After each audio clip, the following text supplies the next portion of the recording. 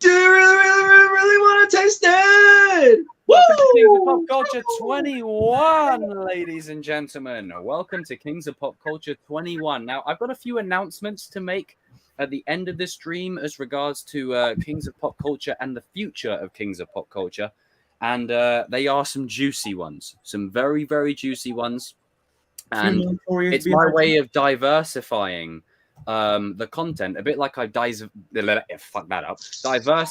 YouTube, because I mean, look to my left, like I mean that's what I do, you know. I'm just saying, you know, and now don't no one want to give me a seat at the table, but you know, now that I've created something of the good caliber in and of itself, now everyone wants a slice.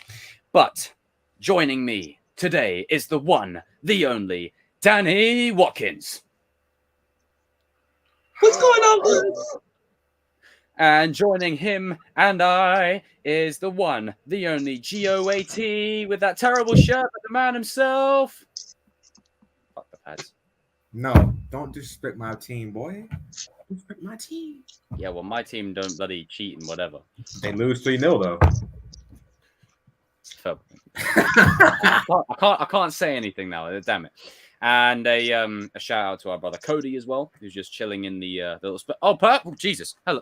Ah, look at him. There you go. Look at that. Golden State Warriors shirt off. No, it's the only clean shirt I got, bro. Shirt on, then he can wear that, buddy. You keep that shirt on.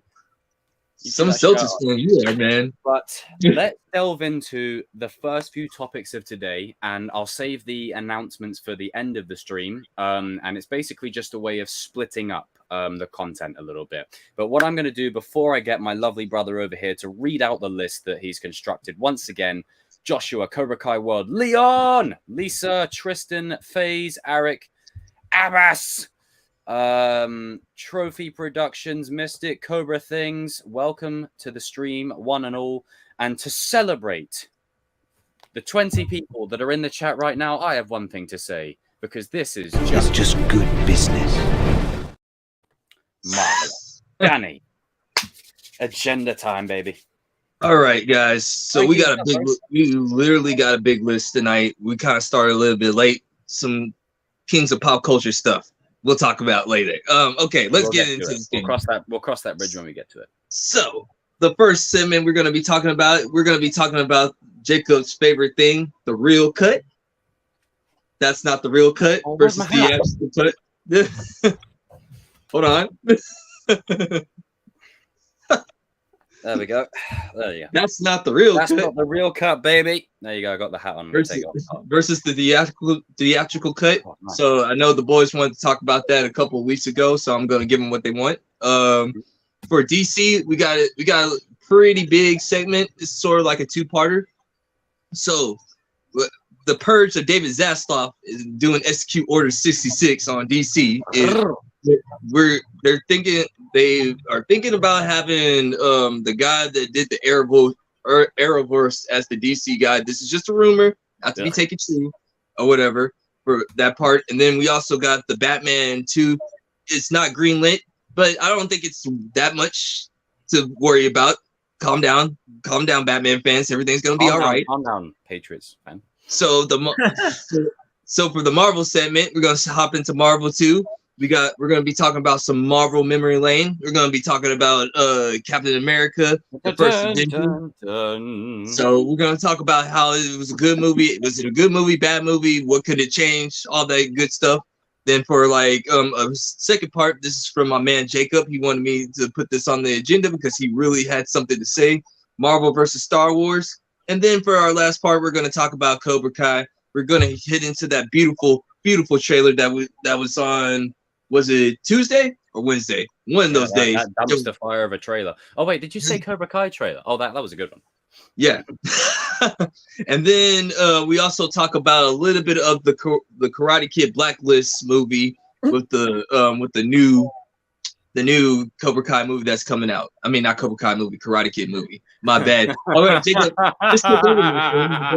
it is what it is. Let's go. All right, let's go. So, first topic, King. Refresh me. What was our first topic? Is real cut. It's the real cut versus the theatrical cut. Mm-hmm.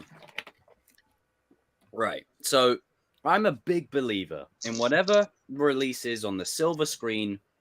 That is the real cut. Thank you. That should be the real cut. I do not want this society and this world of where we can release a movie and then depending on how fans take it, we can go, oh, let me get the hat again. We can go, that's not the real cut, and then go and bloody release another one just to say, hey, this was actually our cut all along. BS, no. And a lot of it is to do with studios pressuring directors or creatives to basically fit a schedule. And because they've got to fit the schedule, let's say, for example, if they move the movie back a month, fans are outraged. No, I must have it now. But if they push it back a month, they can refine the story and make it better. And they can do better things with it and make, it's better for everyone. Or they can just keep going down this path where they can release terrible movies and set a precedent and say, hey, that's not the real cut, round 2. It's just like, no, I don't like this, because what's going to happen now is with every movie, and I remember us talking about this, is that every movie that gets that kind of vibe now is going to, is basically, bye-bye. Every movie that gets that kind of treatment now is going to have that real cut stuff attached to it. And what really bothers me about it is I want directors and creatives to have their vision fulfilled when it releases in the cinema, because that's where it's like when you're at the Olympics and you're running the torch up and you're about to light the thing. That's the cinema. That's where it all comes together, your final complete vision. And this is where studios aren't helping the situation at all. And I think you set a precedent, it's like we said before, it's if every movie that comes out based on fan response, let's say the next 10 movies that comes out are bad, then they'll all have real cuts, it's just like I don't like this. I don't like this at all. And I remember me and Darius were really talking a lot about this, about the sort of journey that we're on with real cuts, and obviously, sorry, it's funny. With the real cuts and whatnot, and now every movie and director and their dog wants a real cut. Like we want the Aya cut, apparently. We want the Raimi cut. We want the more fun stuff. We're getting all these different versions, and I'm just like, can we just go back to the days where there was a theatrical release and a DVD extended release at best, and that's it. Like that's it. Yeah. I'm sure you guys agree with me on that one. Hang on, just before you guys. So basically, what's a real cut? What a real cut is this all stems from basically all the way back when we were talking about Venom 2 and how much it's been panned and trash. Because there's so much stuff that ended up on the cutting room floor and half the movie feels like it's chopped out, the studio can now say, that's not the real cut, and then release another movie and say, oh, that was the original intention the whole time based on fan response. That kind of thing. That's the problem. That's the problem. I guess I'll go. Yeah, go ahead, brother. It's... Okay. Moving on. Jacob, I told you. You should catch that. I told you. Basically, I think that with the Snyder Cut, I understand it because you wanted to get his version out there. Because let's be honest, the Whedon theatrical, I'm not even. That ain't what it was supposed to be. He changed. Yeah, that Sweetie Pie version was not the one. Get that? Nah, that was Dead on Arrival. So my thing is with like the Ayer cut. I mean, he got the same thing that happened to him too, man. Like the studio interfered or whatever. And that's the other problem is the studio's interference. I can kind of understand like him and Zach's perspective, but at the same time, is anybody like I get it, and people are really pushing for it, but You can come on. You can, if it doesn't come out, you'll be all right. Your skin ain't gonna Yeah. like we gonna be. We're already moving forward anyway. Hell, there's a 10-year plan that's coming into play now. Do we really need to retread old wounds? Like, do we really need to? Like, let's just move on. Like, I just think that with the whole theatrical cut and real cut stuff, like, okay, I'm like with Jacob. Whenever it comes out on the cutting, like when it's edited, you push it out. That is your movie. Studio interference, okay, then that's a different story. Yeah, then that's a different story. When you have an intention of making a film and you want to put it out there, and it's realized, and there's no interference whatsoever, and that's your intention. Like I don't want to hear this. Well, can you release a Scorsese cut? Can you release a Tarantino cut? Like, I don't care. Like that, you put. Like, and this is the thing, the DGA, the Directors Guild of America, has certain, and I'm saying this as a British dude, has certain rules and regulations in place where you have to let the director realize his vision. It's in the rights. You have to. Otherwise, there's a whole legal there's a lot of legal stuff involved, you know? Yeah, like, exactly. As I was saying to you guys earlier on, let's not forget the name of the game. It is show business, people.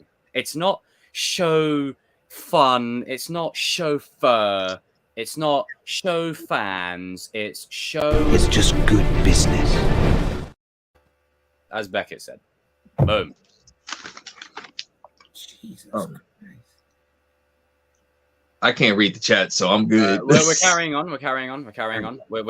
I'm done feeding the trolls. We're carrying on. Yeah. Are you finished, RJ? Yeah. I was just gonna I can go back. As far as this real cut, theatrical cut thing goes, like, once again, it's all because of Venom 2 or whatever, and then people are getting the whole entire Zack Snyder thing like tripped up. The only reason why they even released it, because they didn't want to release it at all, was because because of the sweet and sour sniffles thing that went down, but also because they didn't have nothing else in their vault, because that's how crap of a company they was under Walter Hamada and everything. And somebody leaked the thing out, and Zach kept on promoting it, and so now you got his whole entire fan bases that pushed it or whatever. And so, you know, if you guys just let the directors do what you need to do and let them do what they have to do, you wouldn't be in this. DC probably wouldn't be in this predicament as it is. If you just annoying when directors say, "Oh, that's not the real cut of my version," the flip side to it is when studios and suits, you know, do all that business, get involved and go, "Well, actually, Mr. Raimi, we think adding Venom into Spider-Man 3 would be much more profitable." Haha. It'd be like, no, what are you doing? You're interfering. I mean, obviously, it gave us that, like, it gave us that, but it's that other side where it's just like, if studios would stop interfering, you know, and sometimes you've got to interfere because the creators can run wild. Ryan Johnson, George Lucas, run a bit far. His own wife had to step in because he was trying to put in stuff that was not supposed to be good in Star Wars. You're like, no. Are you sure? I mean, hell, it's like when it was adapted from a book. There is a scene in the book. You know, you can't. Yeah. As a writer myself, like, I should take this out. This is trash. This is terrible. Like, it's just like, yeah, looking back on it, that scene isn't actually that great. You know, it's just like, good Lord. Yeah. And the thing is with it, like, I mean, they had to leave that. Not even. Yeah, you got to leave that on the cut. You can't even put that in the content. You can't even film that. You couldn't even put that out, or else you'll be facing some legal allegations. Like, people are gonna put their eyebrows up, like, "Yo, hey, bro, are you into that type of thing?" Like, you know. Because as I've always said, every creator that puts something out, even, let's just use an example, another Robbie video. Let's use that as an example. I put a lot of those out because I identify with Robbie's arc a lot, as I do, like, as we all do with Robbie, Miguel, or whoever. But my point is that any creator that puts out anything, there's a part of them that's in whatever they're putting out because they have to have that emotional investment. And when you're Taika Waititi, for instance, putting out what you're putting out in the latest Love and Blunder movie, you don't need to tell me your category, sir. You really don't need to. So I couldn't give a frog's fat ass if there was a real cut of that movie or not, because no real cut of the movie could save that. Now, I've heard there is a lot that was put on the floor for that movie, but I don't care. Everyone's like, I need the real cut. It's like, it's too late. The Christian Bale scenes, and that's it. Like, the vision is already out. Just show the extended or deleted scenes on a DVD, or just release them on YouTube or whatever. You know, and that's another thing. Can DVDs, like especially the No Way Home one, can you stop putting, even Fast and Furious 9, can you stop putting the bonus features on YouTube, please? Yeah, that's and there's nothing on the disc. Sorry, it's just a little side thing, just bothers me. But you know, this real cut stuff, it gets to a point where it's just like, if you like the Snyder Cut released because the fans wanted it badly and because there was such a thing. But I always link it back to this. Yes, you could say from a point of view that it was for the fans, but show business. Like, they had HBO Max. They needed something marketable to launch with it. What better thing to launch with it than Warner Brothers' powerhouse, the Justice League, with Zack Snyder's original intention? That's really why they released it. Yeah, the fans had a play in it. What I always keep on saying, like, you may not like them, you may think you find them annoying, you may think that they're like all hell Zack Snyder, but them Snyder fans roll deep, dog. Like, listen, the Snyder Cut is still the #1 superhero movie on HBO Max. That ain't supposed to be happening. It showed us one thing, Danny. What was that? That we could have had.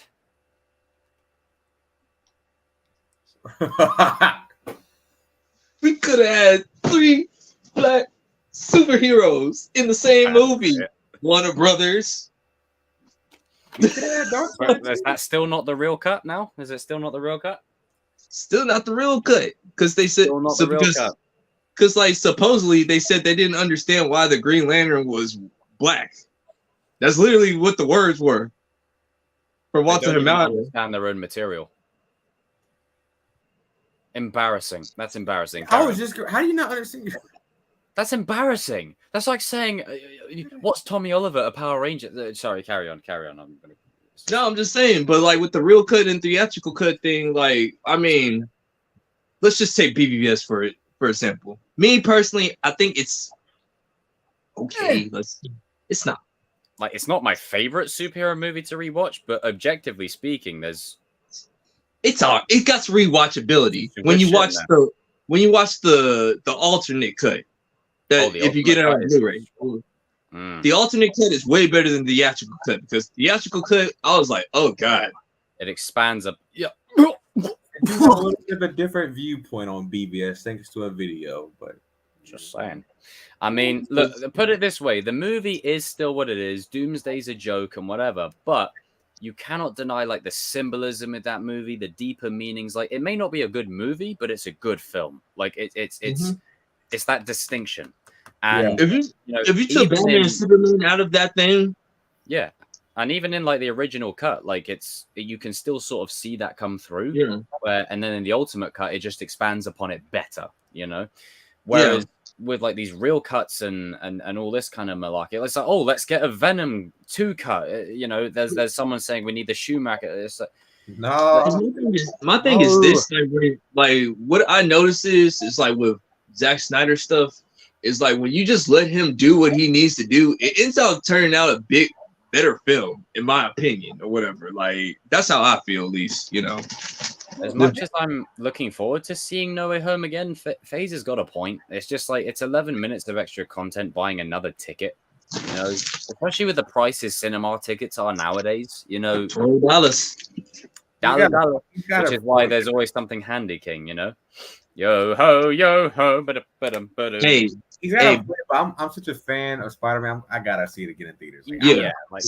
If you're a Spider-Man fan, you're gonna pay for it. Yeah. I already got the Blu-ray. I don't need to rewatch 11 minutes. I'll find them on YouTube. I mean, they put all the bonus features up on YouTube anyway. I said, bro, like, can we get DVDs now that actually have proper bonus features just for the discs? please. I mean, if it was like 30 minutes of extra footage, and that would be like, like it does raise a point where it's just like he does have a point there. It's like with the Endgame thing where they released a couple of extra scenes. It's like Hulk lifting something or other or whatever the. I'm like, what? Think of it. I'm a fan, but I might not go see that movie again. Just gonna think of it now, because I mean, I'm sure No Way Home like will have some good stuff in there, like with like maybe Willem Dafoe and Toby, maybe some more stuff with Andrew and Lizard or something. But you know, it's just strange because we're in such a time right now where cuts are dominating everything. Like when I put Fast and Furious 5 in, it gives me the option to play the theatrical cut or the extended cut. Now that I don't mind. An extended cut, that's perfect. You can keep that as a DVD. We used to have that. Now we want to do that with nowadays. Oh, with a cinema release. And there's no guarantee that they'll release it on disc or on streaming. Yeah. It'll just be specifically for the cinema. Yeah, that's annoying. That's why I just say like stop using it once you see it. Stop using the Zack Snyder cut thing for an excuse. That was just that was like a special that was case. An anomaly. That was an anomaly. Because if you guys don't know, his daughter committed suicide, so you know he had to take some time off, and you know the suits didn't care about that. They said, no, you need to get this movie done. He's just like, are you serious? Like, you know, like, and also there was stuff with him and his wife and all the other stuff. So, like, I'm just saying, like, you know, I mean, it literally is an anomaly. It's an anomaly. Like, as great as it is, and the fans were so key to it, you cannot deny the business that was so intrinsically linked to it, like the business that surrounded it. You know, it just, and I think fans get upset whenever this is talked about, and I used to as well, but you get to a point where you realize you do matter as a fan, but nowhere near as much as the leafy green. Like, you just got to be honest. Like, you know, you matter, but not more than that. Yeah. You know? If it's not making money, it ain't making money. If it's making money, it's making money. Like, doesn't matter what you feel about it. It's the fact, you know? It's like, if you have an audience, you're going to keep on giving. I mean, put it this way, you can say what you will about the sequel trilogy, but commercially and money-wise, it made about fucking nearly 3-4 billion. So like I said, you may not like Zack Snyder, you may not like Kathleen Kennedy, you might not like none of these guys. Kevin Feige, you may not like none of these guys or whatever. But at the end of the day, when the suits say like, "Hey, we got fan bases, people like this stuff." Yeah. Hey man, come back in. Come on. Like, you know, we can talk this.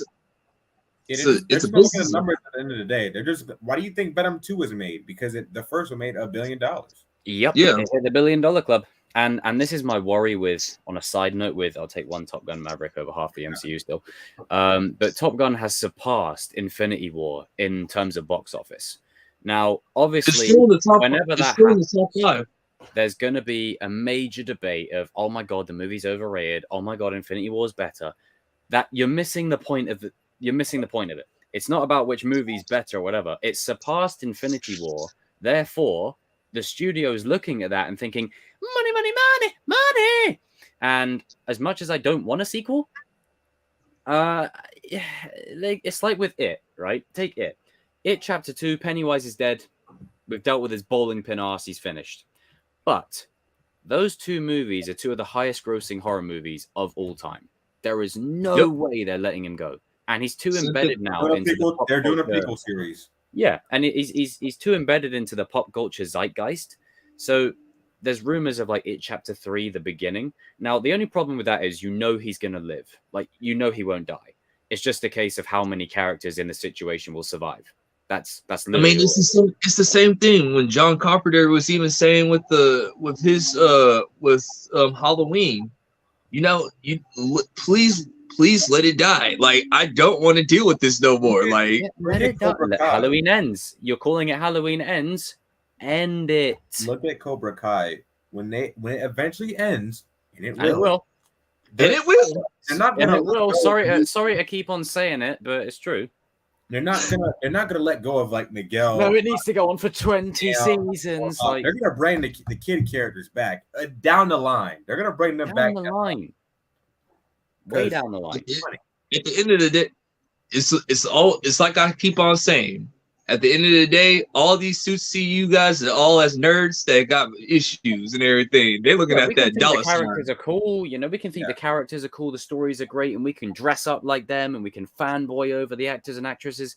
But at the end of the day, show business, you know. And linking it back to the cuts and whatnot, it's all linked. Is all these different versions of the same movie, but with like 5 minutes and more footage. Like, it's just like. You could have just left that in there, or you could have just put it on the DVD, extended. Yeah, but no, you got to do a real cut, re-release it. What Matt Reeves said, he said there is no extended cut. There's literally just like two scenes that I just said I don't want him to release. I deleted them. He said I'll release the Joker scene, but that's it. It's that what he said. That's awesome. What you saw, that's the whole thing. That's and the scene in and of itself, the scene is canon. By and large, like the scene of Joker is canon, but it's not within that movie, but it means it could be used for the future. Yeah, that could be like the beginning of Batman 2 or whatever. Yeah, you never know. Put it this way, it's like, you know, with Christopher Nolan, like his trilogy, you know, as films, is one of the best trilogies ever made because it has a beginning, middle, and an end. At the time, he was like, there was debates about like not continuing because he was. I mean, hell, Harry Potter even, like, for Christ's sake, they knew when to end it and leave it be. Like, there's rumors of them going back and sequelizing it. You dare? No, don't do that. That ending is too beautiful. No, that ending is. You do not sabotage after the PTSD I've suffered from Star Wars and everything else. No, they cannot do that. That ending with Harry, with his son, that is too good. Too good. You cannot do that. Do not continue that. You cannot do that. And the only problem with that is the Harry Potter name makes money. Yeah. Makes a shitload of money. Unlike Fantastic Beasts, which makes, you know, so it's probably going to happen. Yeah. But yeah, man, it's just like we're in a strange situation with real cuts and extended cuts. Like, it's just, the original vision is the vision. Yeah. Should be the vision. That's why I just said, like, Paul Bettany. Like, anytime when people bring up the Air and the Snyder, I was like, those are two different scenarios. You gotta know the history on it, man. Everything else, it's just like, we need an Aya cut. It's like Deadshot and Harley Quinn shacking up. How does that save that movie? Because I was watching, believe it or not, I was watching the first Suicide Squad again. I watched the first Suicide Squad again. You're a brave man. I respect you, Danny. I'm taking a toast for you. Woo, son. It's still that movie is a bloody shit show. It is still a bad MTV. You don't want no beef. It's still a bad MTV music video, but you know, God, there's still good elements of the movie in there. Like I love the team. Like I love the teenager wrote it. I love the team. I love the team dynamic with the team dynamic is fine. Yeah, Rick Flag, Deadshot, Harley, Boomerang. Yeah, all of them, man. Like Captain Boomerang, as whatever. Characters, they were fine. Yeah, it's just Amanda Waller, Viola Davis, how she just like ran the the characters. I can believe, like if I was in the movie, like those are the like characters. You're watching a DC project. Yeah, but it's just you could tell what David Ayers was talking about because he said like there was a lot of things inside that movie that he did not like that they pushed out because he said that he wasn't a big fan of the hip hop music being in there. He wasn't a fan of the. There was like 30 more minutes of Jared Leto's Joker that was supposed to be in that movie or whatever, and. And like he said, like the Jared Leto Joker that was supposed to be happening, he wasn't supposed to be like the protector boyfriend because due to the studio, because you know if you know Joker and Harley Quinn's situation, you know. That's what he wanted to put in there, but the studio was the stands that call it relationship goals. Yeah. The studio didn't want to put it in there because like they wanted like people to come see the movie. They didn't want to encourage. That's the point. You're not supposed to like the Joker and Harley Quinn. You're supposed to see. how many times has Harley Quinn at the end of her character arc buggered off from the Joker and gone with shacked up with Batman, for Christ's sake? Like, it's many times, you know, there's been a lot of times Harley Quinn has had a redemption arc where she gets away from the Joker because whether it's with Batman, Deadshot, Poison Ivy, or whoever, you know, because the Joker is an abusive piece of shite, you know. And like you have these people that be putting memes on their relationship goals, and I'm like, I stan hashtag. It's like, so did you guys this is even what watch? you look for in a stable relationship? It's like, Jacob, you know, you can put that time out. Like, well, wait a minute, hold on, time out, rewind. That's just. Have you watched Batman the animated series? Have you watched have you read some of the comic books? No. Have you seen the Justice League episodes? There's even an episode on Batman the animated series where Joker pushes her out of a window, dog. Any comic with the Joker and Harley ever? He pushes her out of the window. He beats the shit. He bloody kicks the fucking shit out of her. Like, he beats her up. Like, it's like these weird people where they're like, I stan. It's like, no, it's the most toxic. And I use that word in context, unlike others. Like, it's the most toxic, disgusting, horrible relationship that has ever been a goal of anyone. It's awful. And David Ayers was trying to put that inside the movie to like tell people like this is a horrible relationship, but like the studio interfered, saying like, no, we don't need to put that in. We want people to come see the movie. Like, dog, and it flopped. So it's just like you get to a point where it's just like, man, what's there to be a goal about this? You know? Oh, this has got to be a future topic, man. We've got to add this on the list to talk about. We could talk about like how movies and shows are setting a false like precedent for relationships. I'll put that on the next thing or whatever. Like we'll talk about that on the next opening. The fixing someone trope. No. Oh. We took a drink and a bite at the same time. We're in sync. But I suppose we can kind of transition onto our next one. Mm-hmm. Yeah. What's our next topic, Danny boy? So we're going to talk about the DC segment, and we're going to be talking about the guy that made the Arrowverse. I can't think of his name right now. Greg Berlanti. Yeah, Greg Berlanti.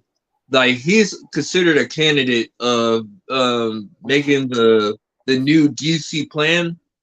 Me personally, I don't want him touching it. No. I don't know how you guys feel. Because, let's put it this way, right? And sorry to cut you off there. Let's put it this way. The Arrowverse, despite its flaws, it allowed DC to sort of have a universe of their own, albeit a shit one. It still managed to be a universe of different characters, different stories, different plot threads. But the thing is with Greg Berlanti, if you know anything about the Arrowverse, he's there for like 2 seasons and then he just kind of fades into the background a little bit. You know, he doesn't like, he's not how good must Kevin Feige feel when he knows that they're looking for a Kevin Feige? Like, his name is bigger than the MCU. Like, we need a Kevin Feige. That's basically what they've said. And Kevin must be looking at that thinking, well, but the thing is, the difference with Kevin and DC is the reason DC don't have one is Kevin pre-MCU was attached to every Marvel project. Yeah. Everyone. Blade, Fantastic Four, X-Men, Spider-Man. He was there on all of them. That's why you'll see characters coming back in Secret Wars and whatever. But with Greg Berlanti, I'm just like, no. Like, I saw this the other day and I was watching, I was just like, no, let's not do this.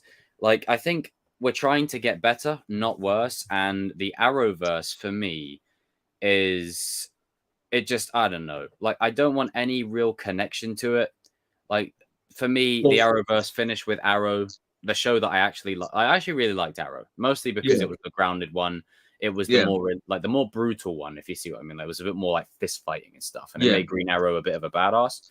Yeah, but Greg Berlanti, I'm not feeling it, man. Now this is just a rumor, and they said that he's not even thinking about pursuing the job because it's just too much work or whatever. Yeah, thank God. And he's just done another universe as well. Like, last thing he wants to do is do another one. It's like, me personally, and I think you might agree with this one, Jacob. I think they should get Bruce Timm to do the DC. Good shout. The one that made the Batman the Animated Universe. That could be a good shout. Just to lay out like a roadmap of movies and story treatments. Yeah. Like, even if it's surface level, like maybe he lays out like 10 movies. Man of Steel 2, Ben Affleck's Batman, Deathstroke, whatever. And then they say, well, how do you connect it? And he gives them a couple of lines for each. That's a step in the right direction. And then it will be up to the directors and the creative writing team to formulate the connective tissue, as long as they have the roadmap. Yeah. And shout out to the person I got this one from. Shout out to Anna, that Star Wars girl, because she was the one that thought about that. And I was like, you know what? She's right. They should get Bruce Timm to do it because he knows what he's doing. Like, it's like, because I completely agree. That's a good shout. That's a very good shout. Like, Greg Berlanti, I don't know. Like, he can make a universe, but the content will be shit. Like, I'm just going to put it bluntly. It's going to be awful. Like, CW, like, even if it's not CW attached, it's just... It the comes name with him. It's like when you get J.J. Abrams, you're gonna get lens flares. When you get Michael Bay, you're gonna get explosions. Like, it comes naturally with. It's the name. Like, like, you don't need that. Like, and obviously he can redefine it and whatever. But I think this would be a step backwards. Like, I think to go forwards, you gotta, like, it's no good, doing one bit there, one bit there, one bit there. You gotta scrap the whole lot. And that's one thing that I can give David Zaslav a lot of praise for. Is he's the first person that's walked in that place and said, this is what needs to change. I have to make these calls, because why are we releasing a Batgirl movie when we haven't even sorted out Batman? Yeah. Why are we releasing a Val Zod movie? No, it's not African-American Superman. It's Val Zod. Yeah. Come on. But they don't read comics. They don't know. Why are we releasing this movie when we haven't even fixed Superman? It's like... We've only got Wonder Woman and Shazam and Black Adam. Like, Black Adam and Shazam are not sustainable to carry it on their own. They're not. And another reason, I don't mean to make this a David Zaslav thing, but another thing was, David Zaslav was the only one that was trying to get the Flash movie to cancel and everything. Because, like, he just said, because he's taking it seriously, he meant what he said on that call. He said, like, we got to make DC, like really great again, because like these characters are really valuable in everything. And I put it this way, as I said, it's like for every 20 X-Men, you get one Batman. And that's ultimately the difference between DC and Marvel. Is Marvel have the X-Men, the Fantastic Four, the Inhumans, the Avengers, whatever.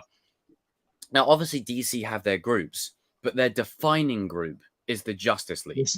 It's always been the Justice League. Yes, you've got, the Green Lantern Corps. You've got like the Titans. You've got all that stuff. But the main group, has always been the Justice League. And the Justice League, you could put them against the X-Men, Avengers, Fantastic Four, and they'll still win. That's how good they are. There's literally Green Lantern would smoke half the X-Men. They're called the God among us for a reason, dog. They literally have a freaking tower up in the space, like staring down on people. Like, I mean, it's just great. I mean, I love how like we're eating as we're saying this, because this is just like we're so right. We're just enjoying some good food, I'm just saying, like, you need to get. I agree with Anna, that Star Wars girl. I mean, go check her out. Like when it comes to like some from nerd stuff or whatever. I mean, I don't mean to make that a shout real quick or anything, but like I was just watching her videos a couple of weeks ago or whatever, and she was like talking about how the David Zaslav was like canceling all the projects or whatever. But it's a good thing because DC put themselves in that. They put themselves in that corner, and then if they want to fix stuff, oh no, we've all got to do it. Oh, right hand. Oh, right hand. Marvelous. Now everyone take a bite. Take a bite at the same time.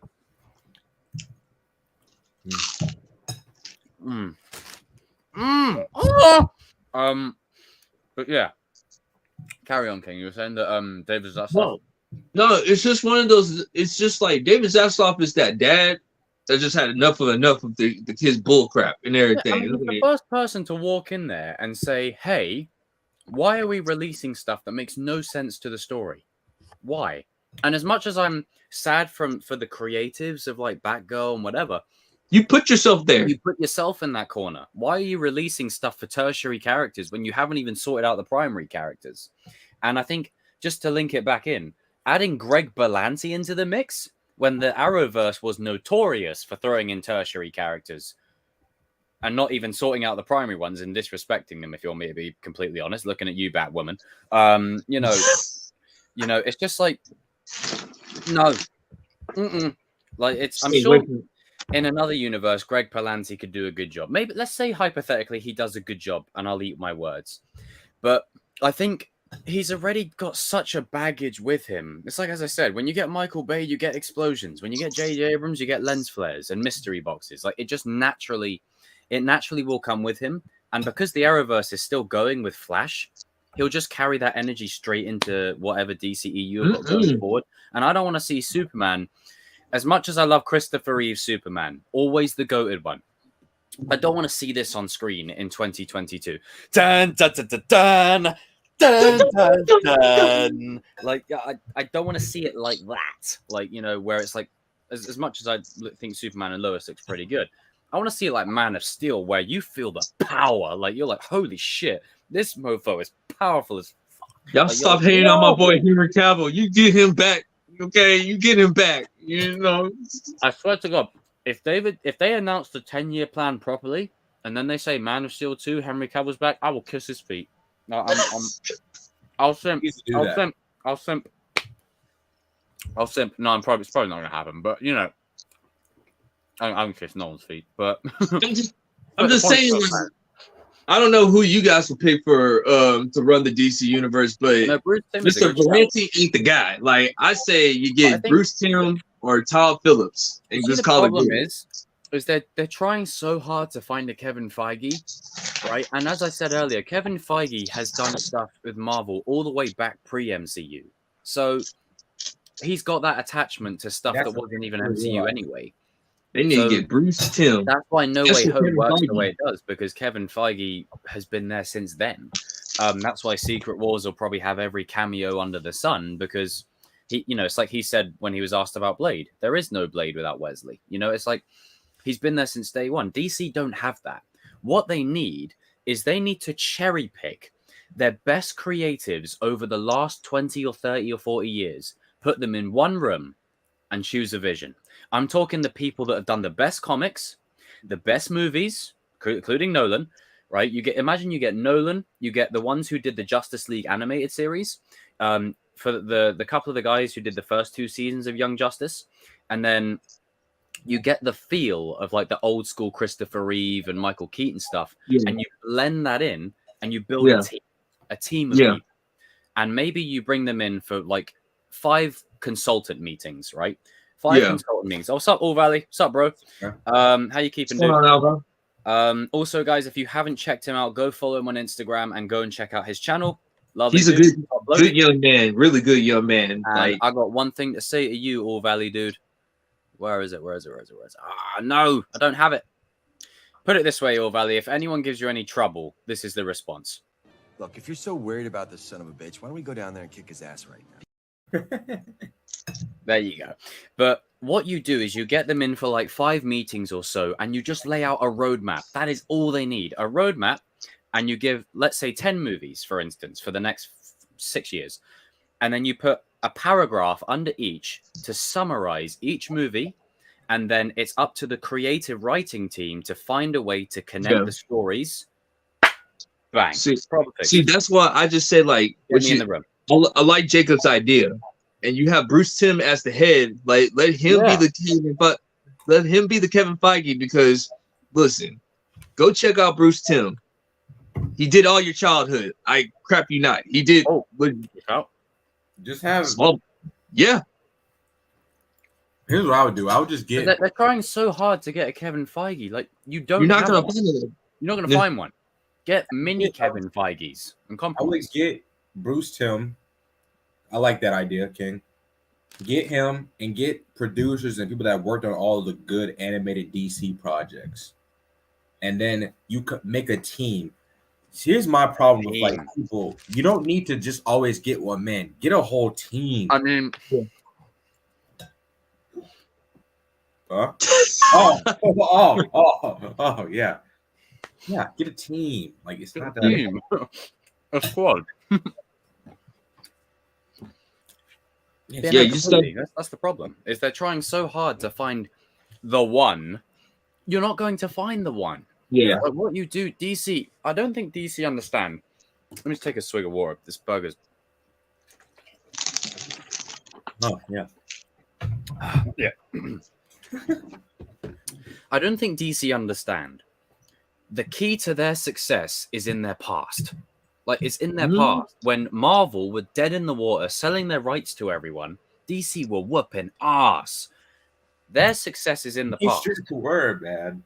Like their success is literally right You behind a lot of you kids are too young to notice this, but I'm old enough to know it. Stop looking this way. Stop looking at Marvel, right? And stop being ignorant and say, look, you know what? We don't need to copy Marvel, but the formula works. And every DC fan wants an MCU type story for DC. Yeah. Every fan wants it. Like imagine like if they played their cards right, when Endgame had finished, DC could have taken over. And this is where like the studio jacked up. You guys gave up too early on your vision. You did. You caved in. You caved in.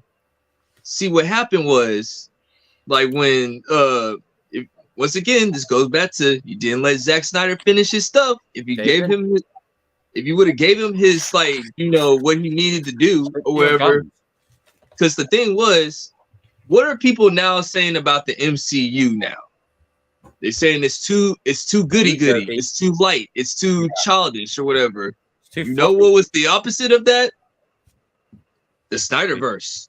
I know, isn't it crazy? Like, people are wanting the Snyderverse. When I rewatched BVS the other day, I was saying that the tone of that movie, I'll take over half of the MCU.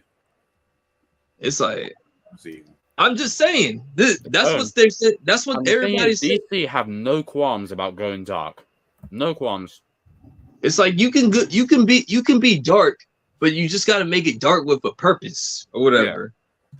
Don't be like, dark, just be edgy. Don't do it to be edgy or anything. Now, like once again, like BVS, it's movie wise.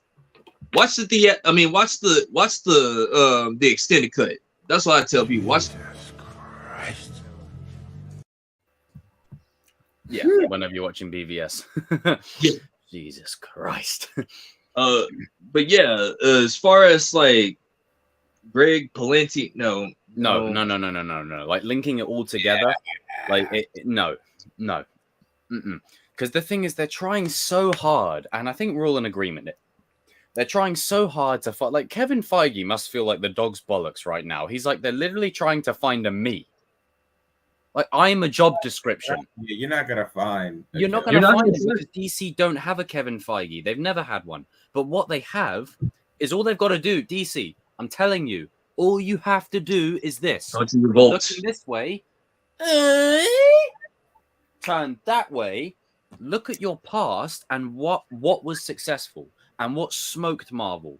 Your animated movies, your animated shows, your comics. The Nolan trilogy, the first video Man of Steel movie, the Justice League Snyder Cut. Iconic characters, right? Cherry pick people. Build a collaborative team. Build a Justice League of creatives, right? Hell, even get Nolan in there to give you the symbolism and the themes. Get Zack Snyder in there to give you like the deeper meanings and the connections. Get bloody Bruce Timm in there to oversee the connective tissue. Get the one that did like movies like Under the Red Hood and stuff to talk about the emotional gravity of things, right? Yeah, you've got it's right there. And the thing is, you can do a universe like Marvel can, but the difference is with you have a team of people, and Marvel do too. But let's be real. Let's just be objective here. There's only one alpha dog. It's one alpha dog and a team of writers. Like, let's just be completely 100. DC have a stable, like you like. Yes, Kevin Feige may be, for instance, the chosen one, but you got the kings of pop culture right there. Because at one point, Kevin Feige was looking at DC and saying, like, "Yo, man, that these guys are good." You know, what I'm saying? I created the whole universe, and everyone trying to copy me. Yes, that's an indirect shot. And then the kings of pop culture, like you, RJ, and Darius, you could write a whole DC universe. Yeah. DC, there's your key. I've literally given you your formula. Go and cherry pick them. And the thing is, you don't have to keep them around as a whole team forever. You just need to get them in, consult with them for like 5 meetings, map out your story, plan where you want to go, and then let everyone give in their input for what was successful for DC, and you will smoke Marvel. Because Hamada, just saying, like people were telling Hamada, like, how come he's not like bringing in some of like the people that did the cartoons to kind of help him out with the DC universe? And he was saying, and this is his answer. He said, like, because cartoons are for kids. These are movies. Under the Red Hood, really? Okay. That's how I know you don't know your product. This shows you how out of touch he was. Like, David is like, no, let's look at what works. Yeah, at least David. Have you seen the Mask of the Phantasm, Mr. Hamada? Because they ain't like that ain't for kids. That ain't for kids. Even though even had the shadows on the wall moment when there was a bit of, you know. Even though it's a PG movie, like I probably would not show my little cousin that one, man. Like, you know. Yeah, I mean, it's literally like they're trying so hard to be Marvel, and that's their problem. You can use the formula. Use the formula. You don't need one man. Just get a group of people. Get everyone that's done something successful in the eyes of money and in the eyes of the fans. That way, it's a win-win. Bring them together. Share your collective vision. Talk it out, and then just create a roadmap. Problem solved. And and if you guys are gonna do phases, you pick the guy that you want to be the face of the whatever. Like, you know, who's this story gonna be around? Is it gonna be around Batman? Is it gonna be around Superman? Or is it gonna be Batman, Wonder Woman, and Superman? Phase 3 and 4, it's Green Lantern and Martian Manhunter or something. Like, you still have Batman in Phase 3, but like you obviously, let's say for instance, me and RJ are Phase 1 and 2, and then you and Darius are Phase 3 and 4, and then we're still there. Like, it's like that. Yeah. You don't have to be keyword. No. And you also don't have to do as much filler as Marvel is doing as well. So you like the thing about DC is they're trying to get this Kevin Feige. You are comparing yourself, and you will always fail every single time. Doesn't matter what you are in all life. Look at the business strategy that works, and then just implement it your own way. Yeah. So there's no Kevin Feige need. Your Kevin Feige is, like Jacob said, Berlanti is not the solution. I mean, sometimes having like a team is just better than one. The reason why Kevin Feige stuff works, it works for Marvel's sake. Is first off, day one. Let's just call it what it is. When this all goes back to the whole comics thing with the rights, okay. When studios bought the film rights for these characters, they didn't care. They didn't look at they didn't read a single comic book. They just said, okay, director, here you go. Because this is what they do. These studio heads don't understand these characters. Now, Kevin Feige is just a once in a life. He's just a one studio head that understands. Yeah, he's a Ronaldo or a Messi. You ain't getting him. He's a fan. He's a fan. That's why it works. Yeah, like, and he's been there since pre-MCU. So you're probably not going to get that again. No. Like this the only person that I can think, the only person that I could think that could do it is just Bruce Timm, bro, because he's a comic book fan. Bruce Timm is a fan. Yeah, but they're trying so hard to find one man. You know, get a group of people, and then you don't have to keep them all. You could just bring people in as consultants. Maybe say get on the old blower and go, hey, yo. Zach, I know you don't want to come back anymore, but is there any kind of like, blah blah blah blah blah blah blah blah blah blah blah blah? Yeah, and there you go. Yeah, just made your millions. God, I hope they're not trying to make The Rock the final boss of it being Bro, the thing. there's fans booing The Rock. When fans are booing The Rock, that's when you know. Like, not even the rock star power is like, we want Henry. Yeah, and the Fuck thing The is, Rock. why are you trying to make Black Adam the face of Like, DC? Dwayne's cool, and we like a bit of Dwayne Johnson. The Rock has come back to Kings of Pop Culture. Like, yeah, you're like, you know, all right, cool, but Henry, please. We want Henry. want. Dwayne. We want the HNC, man. We We want the want, man Cavill himself. And we want I Henry. want someone to look into this. There should be a documentary explaining why Man of Steel 2 is not a thing. I don't even think they can explain it at this point. It's like because that was David Zaslav's favorite first question when he got there. Like when he was meeting out this 10-year roadmap, and Man of Steel is on there, and it's Henry Cavill fighting Brainiac.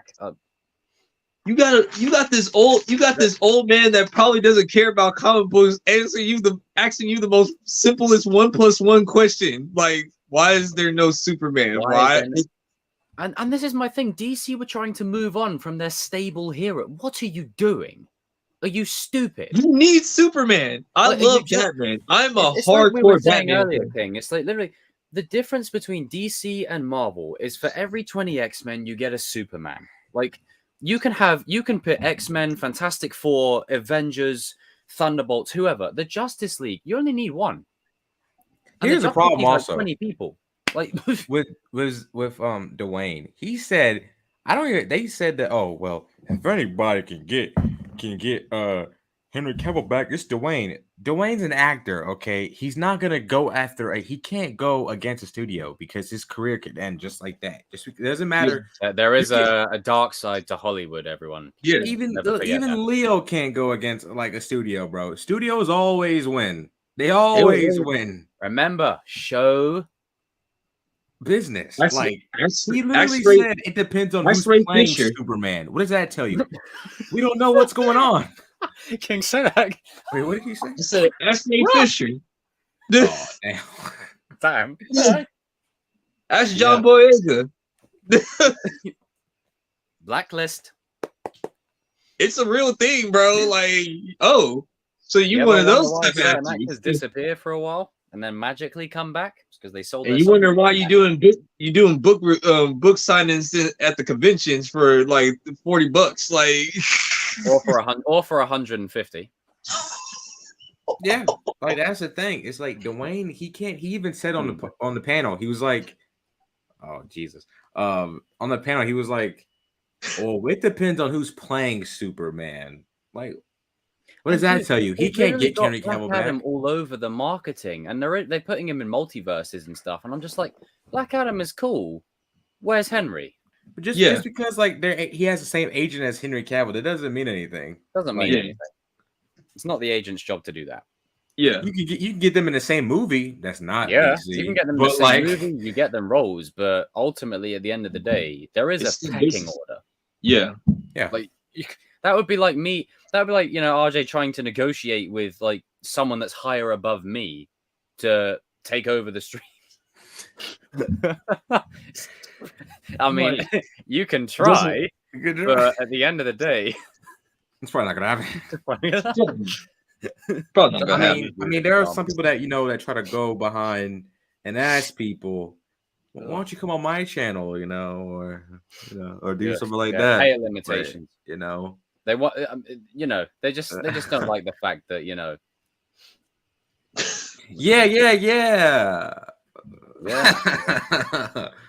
Oh my god. Moving on. It's more like DC executives are sat there around a table when Dwayne comes in the room and they're like, thinking about the negotiation that's going to take place. It's just like when me and RJ started this thing with you, man. Like, what was the first thing I said? I said that this movie is going to fail. Where's Man of Steel 2? Like, where's Man of Steel 2? We're still talking. We're still talking about this. We want Man of Steel 2. Like, I want it. And the thing is, you can give us Man of Steel 2 by sorting out the universe. And then if you give us Man of Steel 2 in a universe that's, let's say, for instance, right, Man of Steel, BVS, the Suicide Squad, and Justice League. Let's say that, for instance, is your DCEU canon. I don't really like it, but all right. Phase 1 wasn't perfect either. So let's say that's your phase 1. Phase 2 is you just soft reboot. You soft reboot. You just ignore a bit of that, cherry pick, and then you just start fresh. Soft reboot. No Way Home it. You have James Gunn's Suicide Squad starting it out. Yeah. Like all of that stuff, let's count it as DCEU phase 1. And now we're going into phase 2. And that'll be the 10-year plan. Phase 1, got some scars, got some scratches, got a few bumps in the way. A bit like Vanessa. But, you get to a point when, man, that Las Vegas trip was fun. But you get to a point where in phase 2, you just start fresh for a soft reboot, and you just go forward in the right direction, Standard. Yeah. Easy. Now I'm hearing rumors. I know. You know what, DC? You guys are gonna keep on giving me freaking heart attacks on this stuff, man. We're like a marriage at this point. Like it's like at one point you're doing good, and then at this point you surprise me. Okay, wait, what? So allegedly, I don't know if this is all the way true or whatever. The streets is talking. But they're saying that the Snyderverse is coming back or whatever. I don't know. And I'm like, I mean, can we just get one answer? No, you get back here. You get back here. You get back here. You get back. Hey, no. I'm with King on this one. Hang on. Where is he? You get back here. Get back here. Sit in that chair. Put those earphones on. Right. Here's what you do. You keep the Snyderverse characters, and then you carry on with them. If you don't want to do the Snyderverse, then you just soft reboot it and keep the characters. And from what I heard from most Snyder fans that got a brain, no choice but to keep the Snyderverse characters because Henry Cavill's Superman and Ben Affleck's back. Like, go figure. RJ's like, it doesn't necessarily mean it's not even that. It's just that we're really at a point. Crow with internet service. Yeah, he's not wrong. He's not wrong. That name is that's hilarious. Open wide. We're at a point now with DC that this is the conversation. It's the Snyderverse. It's the Snyderverse. Like the Snyderverse. Is it coming back? Like into the let's just answer the damn question. Like, can we please? I just want a clear answer. David Cameron, that's his last name's Laszlo. Can he just come out and just say, hey, it's either continuing or not continuing? I'm tired of the rumors. Like, can we please? Like, I don't even care at this point. Like, just come out and say it's continuing or not. This is annoying. So I'm tired of seeing videos from crazy Snyder fans that are like, oh my God, guys. I have a video in the works about restoring the Snyderverse. So really? Is there any more coffee? No. I'm sorry, but this is getting annoying, man. Like, just come out and say it's happening or not. Yeah, a clear-cut answer. But I think what David's waiting for is cleaning house, revamping stuff, and then I give it a year. I think he will say, okay. Oh, that's too long. I mean, like, because he's got a lot of shit. Actually, DC have put themselves in this mess. No, but can he at least say Can he at least say what he wants? Can he at least say that? It takes about 3 to 5 years to like get a successful business. It's seen as DC is like in like $3 billion in debt or whatever. Like, you know, that's horrible.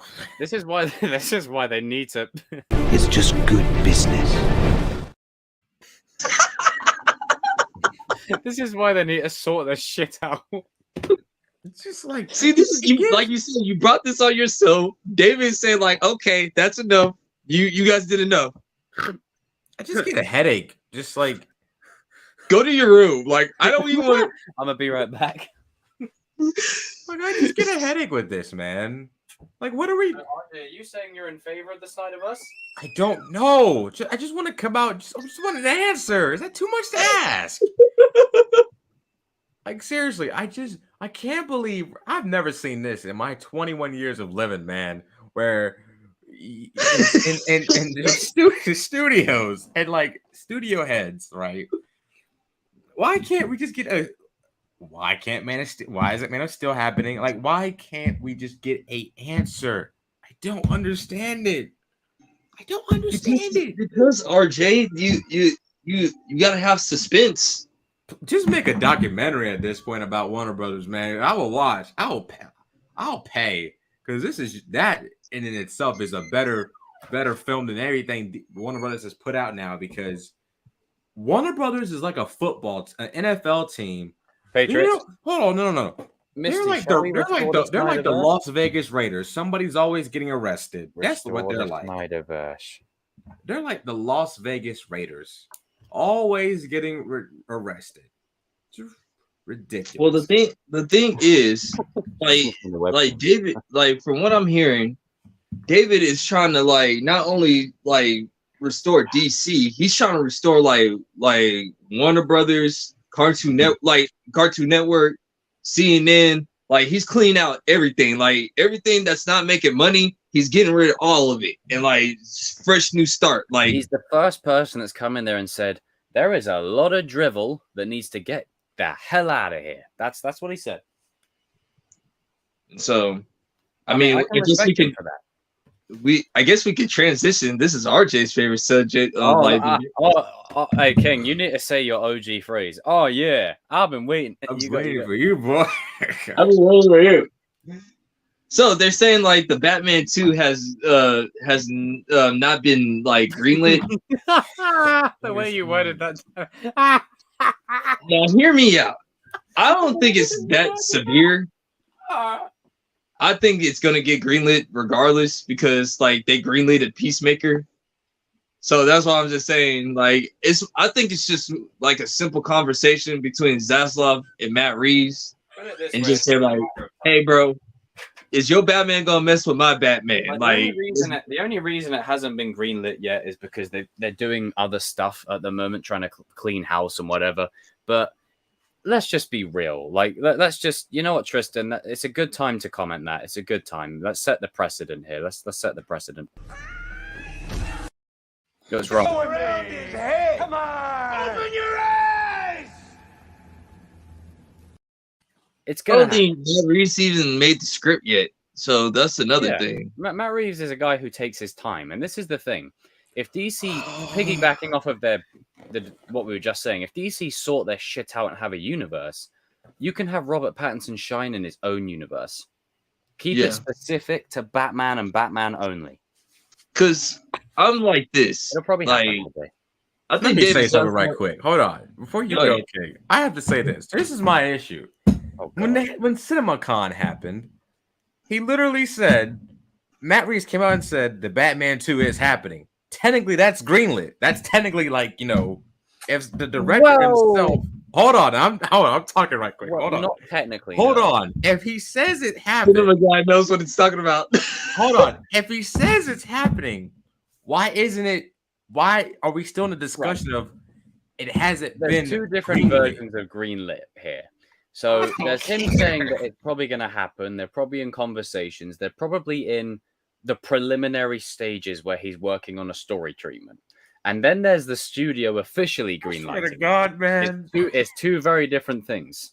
Because like the thing is, this better not be canceled, man. It's not gonna get canceled, bro. Because like once again, I even said like if they greenlit Peacemaker, I know David is smart enough to not greenlit Batman. Like the thing that made him a lot of money too. Well, you know what I'm saying? Oh, naughty. Yeah, I mean, I'm not losing faith. It's just that it's just that what he's done. I mean, yes, he's canceled stuff for the better. I understand why you feel this way. Like with Batgirl being canned, the CW shows being scrapped. Like there's a bit of uncertainty in the air. Yeah, that's all it is. But at the same time, it's just weird how Matt Reeves himself said, I get it that there's two different meanings of greenlit. I get it. Oh, you're right, Game Boy. That's because Robert Pattinson's playing Bruce Wayne, not Cedric. Yeah. Anyway. Not joke. Karen. I just want, like, can we fucking, this is another thing. Can he just come out and say that, you know, I guess Peacemaker season 2 is happening, but can he just come out and say, like, why is it taking, just come out and say it's happening? I need to call this man, right? Can you please tell me? I will write it down. Just honestly, come out bro, and say what's happening and what's getting canned. So what's happening, eh? I work with people that act like David. I work with people that act like David Zaslav. And let me tell you, these people are like ultra secretive, man. They ain't gonna let you know something until let you know nothing. They ain't gonna let you know nothing, dog. Like you gonna be wondering. It's in their business interest to keep you hooked. Yeah, but he's got to let Matt, because Matt said he's writing the script. So what if you cancel it and he's already writing the script? That's just wasting his time. What? I don't think it's gonna get canceled because guess what? No. I'm just. It's not gonna get canceled. You'll be fine. I'm not saying it's gonna get canceled. I'm saying that if you're not gonna tell us, at least tell him like what's happening with the franchise. Just get clarification. That's all I ask, man. Is it too much? They're $3 billion. I'm looking at numbers wise. They're $3 billion in debt. They got the Peacemaker show that makes them a lot of money. They got this Batman franchise that's about to be. I guess it's going to be a trilogy or whatever. I don't know. Maybe Matt Reeves changed his mind, but it made about $770 million worldwide. I think the guy's pretty much saying that it's going to happen. Would have made $1 billion if they went with the China, but never mind. I don't know or whatever. But no, they said no. It's not really. The point is, if it looks like, because the way this man has been saying it, he's only looking at performance based type of stuff. Like, I don't care what you look like. I don't care what you talk about. Are you going to make some money to profit this company? If you're not doing it, then I don't know what to tell you. You can go to the back of the unemployment line. I don't care. Like, this is a business or whatever. Like, you know. And so I just want one thing, not even just with the Batman stuff, just this whole shebang. Because clarification. You gotta remember, DC is just one section. He still has to focus on Warner Brothers films in general. And then you still got his own. A lot on his plate. He's got a lot on his plate. He got Discovery. He has to do with Cartoon Network. Then it's literally. It's just good business. Once he sorts it all out, like. Because he's young RJ. Dude. This man fired like the majority of the comic book creators because they weren't bringing in money, dog. He said, "Get the hell out of here." He's like, he fired all of them. He said, like, yeah, seeing as you guys haven't made no profits in the last couple of years, you guys are done. No chance in hell. You're fired. You're fired. Yeah. He fired himself. We all know why he retired. Yeah, we all know why he retired. Vince, you naughty boy. You naughty boy. You know what you did. But just patience, RJ. Just patience. Hey, I'm just saying. But I feel you. I would like some clarification. Just want some clarification. As soon as possible, please. As soon as possible. I get it. The business side, I get it. But it's just Jesus. Like, I think it's just more of like, because of the 10-year plan too that David wants to go in. He probably got to talk to Matt Reeves on, okay, what is your Batman do? It's like, what is your Batman going to do? Like, are you going to mess with my Batman? Because I got a different plan for Batman. Like, you know. Just making sure that, right, there may have been intentions for you to, you know, be part of something larger, but unless it's multiverse, you will be staying your own thing. Like, that's what I hope it is. Yeah, like the Black Label stuff. Like, they've said that, like, they want to keep the... Because David did say the Batman only. This is another thing. He literally said when he first came in, "Oh, I'm prioritizing Matt." He put Matt Reeves on like his priority list, like of I want to work with him. He said that. So I guess they're probably just in negotiation. But it's still, it's like, why? Like, why, bro? Like, I think just. It's not even. Yeah, I This think is they're just in like negotiation. RJ at the moment. not even just the Batman stuff. It's just that DC. This is way before David. I can't get a simple answer for a damn question for all my life. I mean, but again, now that David is in, like we've seen change. Batgirl's been canned because no one. Let's be honest, no one who's really crying over it. If you are, then you're lying. And you don't care, and you don't care about original characters being treated right. It's like Captain America being in Phase 1, and all of a sudden Peggy takes over in Phase 2. Dumb. It's stupid. And then he's cleaned out the CW shite that was just drag like we're sinking and you're the weight wrapped around our ankles. Like, come on. Oh, RJ.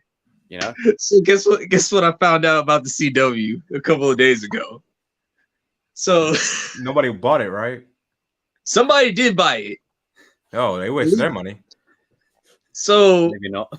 Speaking of wasted money, when the CW actually got on air, it was roughly about 07 or 10 or whatever. Let's just say it's like a WNBA number. It ain't never made no profit. Oh, Jesus Christ! And guess what? Guess what the age group is that was watching all those CW shows? Just give me a guess. Guess them as teenagers? Nope. Short, like elementary school kids? No. Older people? Like middle age, like 50-year-olds or 50-year-olds? What? So you mean to tell me? Yes. Wait, hold on. You mean to tell me 50-year-olds are watching Riverdale? Yes. What? Wait. What?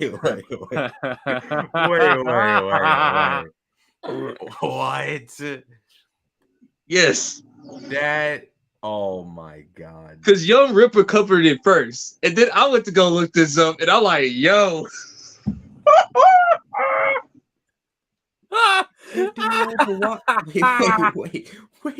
Wait. Does this include elders too? 50. They said the average age is 58 years old for the CW. So think about this. These are old people that don't got no cable, don't got no internet. Oh God. So all those people that talk about hashtag bring back Batwoman, you lying, because guess what? Your numbers don't liars. Lies. The woman that's in charge of the CW even said their goal is to at least make 9 figures for the next year. Crying. I can see a tear coming down his eye. 50-year-olds are watching Riverdale. They were watching The Flash. So CBO wasn't the only one watching The Flash. We are The Flash, and there's a 50-year-old man going, "Yeah, we are The Flash." Yeah. Martha, turn on that speedster guy. What's his name again? Specifically Martha. 50-year-olds were watching, and the reason why is because the thing is cool, Game Boy, is they set a precedent with, this age group is watching us. They're lying. And to that I say, execute Order 66. That's what I said. David Zaslav said, wait, what? Oh, man. You mean for what? You guys been keeping this company off of what? 50-odd something-year-olds. That is absolutely insane, bro. Are you okay? Are you okay? I am just shocked. Given the shock of his life. I am shocked.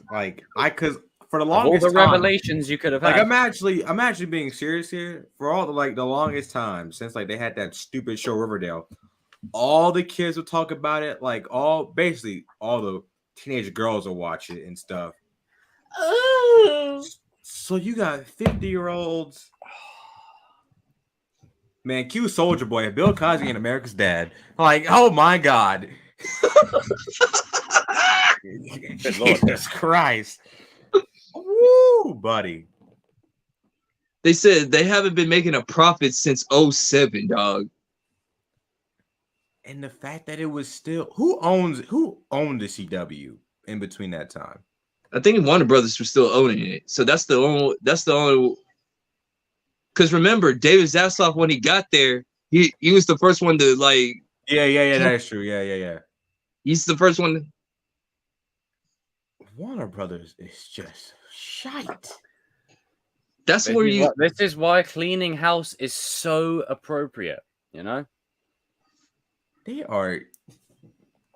I told you that they have a lot of shit to sort out. A lot. Like it's not just Jesus. DC. Like Warner Brothers in general have a lot of trite. Like a lot of shit. Like a lot of just stuff that you got to trim off. Like you know when you're cleaning your oven and you got all that grease and fat around the hob, like you got to scrape all that off. Like, all that.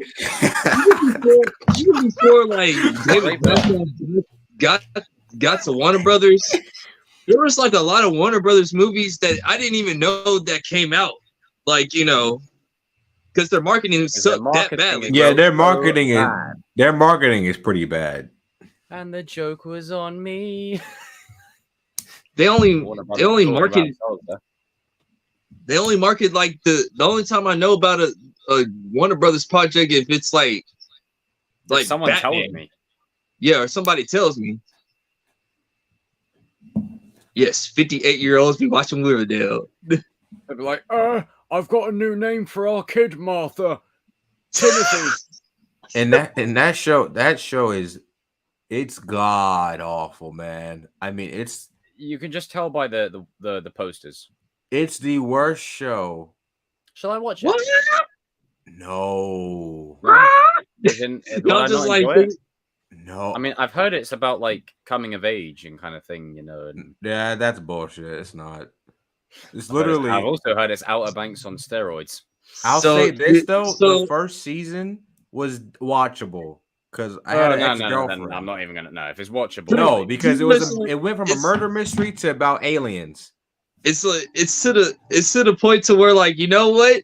Fuck. With Gotham, like just like this show, the Keys of Pop Culture. It goes from a murder mystery to aliens. Season 1 was about a murder mystery, and then season 2 and 3 were about cult leaders, aliens, and stuff. It Halloweened itself.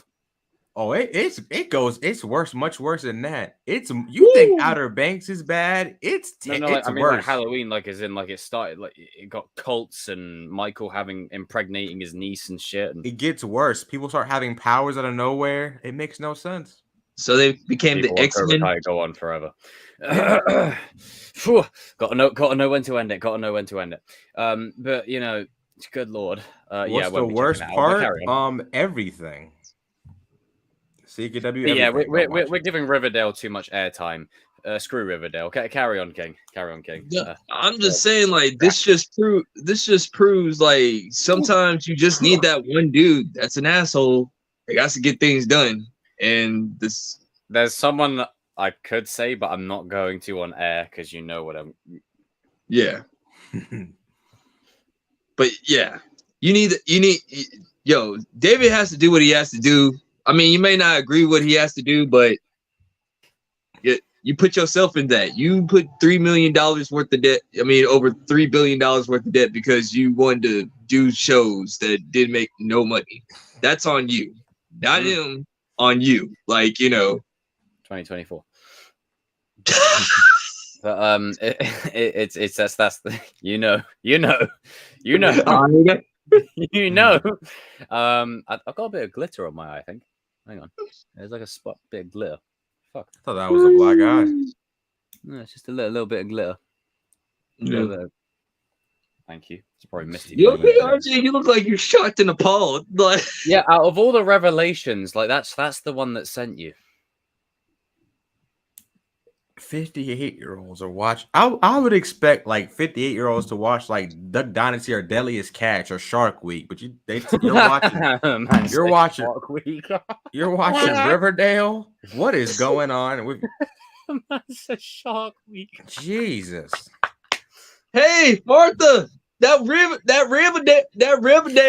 Riverdale is on. Like, let's go ahead and watch it. Yeah, all right. All right. Back the truck up. Riverdale. So 58-year-olds. And then I gotta have a conversation. I gotta go to a. flying in on a helicopter. He goes, Riverdale is on. I need to watch it. I need to see this episode. Oh, watch that Jughead. Is he gonna give a old girl? I need to watch it. Oh, dude. People think the romance of Cobra Kai is bad. They switch partners more than a woman in a brothel. Whoa.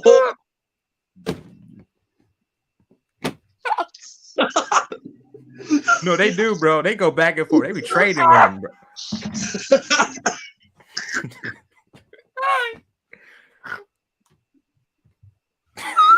Sorry, I had to.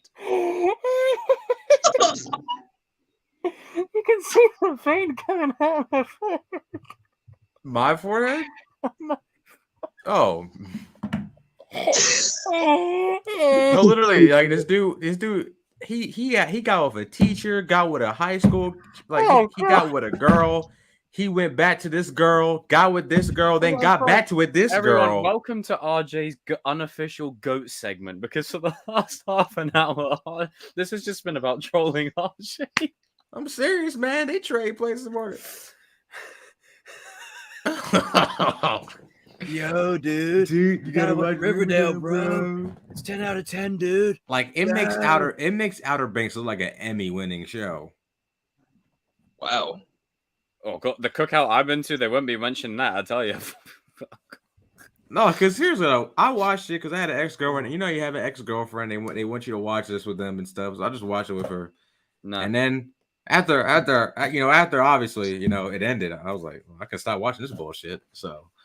Yeah, you got two for the price of one with that deal. With that exit, but good lord. Yeah, they do, Tristan, because all of them, they might as well be in a brothel. All the characters. Literally, there's a scene, right?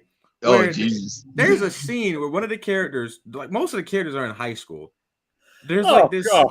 So, but they look like 30-year-olds. So they're like 30-year-olds. The American way. Oh, so they're like 27. Huh? No, so they're basically just like open wide. Yeah, but like there's like they have like a mobster in there who like they have it's like one of those shows where he's got the whole Archie comic universe in there, man. It's ridiculous. Like you got this one girl, she's in high school and she's stripping in the fucking one of the scenes. You're a fraud, Spider-Man! You're a fraud, CW. Wow. Good thing there's cleaning house going on. Jesus Christ. It's a terrible show. So I just hope that well done. So pretty much like David Zaslav said, like, so Gotham Knights, you can do whatever you want to do on that stuff. Like we still getting paid for your bad promotion, but it ain't coming to me. You know what they are? They're that shop that pops up on your local high street, right? That pops up literally just for Christmas and then closes down. They come in just for the Christmas period and then they bugger off. Yeah. Pretty much. Wow. CW is a shit show. I think we can transition onto the next topic, Danny. So, we can go to Marvel Memory Lane and we're just going to talk about Captain America, the first Avenger. I mean... Let's talk about it. This movie sucks. No, I'm joking. Hey, whoa. I was joking, sir. It was joking. Watch it. Out of all of Phase 1, this one was my least favorite because I fell asleep in it all the time. Damn. I mean, for me personally, I really enjoy it. I really enjoy what this movie was trying to do. And I kind of like that. I mean, put it this way, Captain America's trilogy, you're comparing the first Avenger with two of the best MCU films, or two of some of the best films that have ever been put to screen in Civil War and Winter Soldier. Like, I think. Jesus Christ. My bad. Go ahead. Go ahead. Sorry, that threw me off. You heard that, but felt it. But you're comparing, like, you know, two movies to one decent movie, and I agree, Brian. That's a good way of putting it. It's decent but forgettable. Forgettable, yeah. You know, and I think I really enjoy, like, everyone's like, oh, it's World War II propaganda. It's like, the movie is called Captain America. You morons. Oh, but it's It's literally a blonde hair, blue-eyed white dude fighting the word. I can't say it because YouTube. The Yahtzees. The Yahtzees will think I'm spreading hate speech, and because I'm the vanilla guy saying it, then they'll think that, you know, we call them Yahtzees. You know what it'll be. You know what will happen. Yeah. It's probably gonna happen. It's probably gonna happen. So best to avoid it, you know, as best as possible.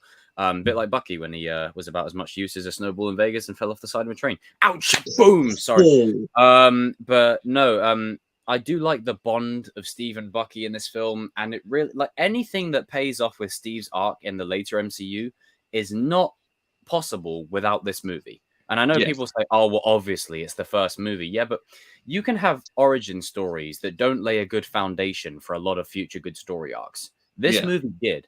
Bucky's arc, Steve's arc, Peggy's arc in the future, and just the identity of Captain America himself. Like, there's one scene that I freaking love where the rain is pouring down over the tent, like Captain America, like Steve is just gonna call him Steve. Steve. He's drawing on his little bit of paper, and then they're bringing in dead bodies from, like, you know, the latest battles, and like him and Peggy are talking, and, you know, it's that moment where Steve realizes, I've been given a gift with these powers, I can do something more. I just want to throw it out there, like that scene where he transforms and he's like a hench dude is jacked, but there's also like a little double standard, you know, we could look at that, but, you know, just saying, I just want to throw it out there.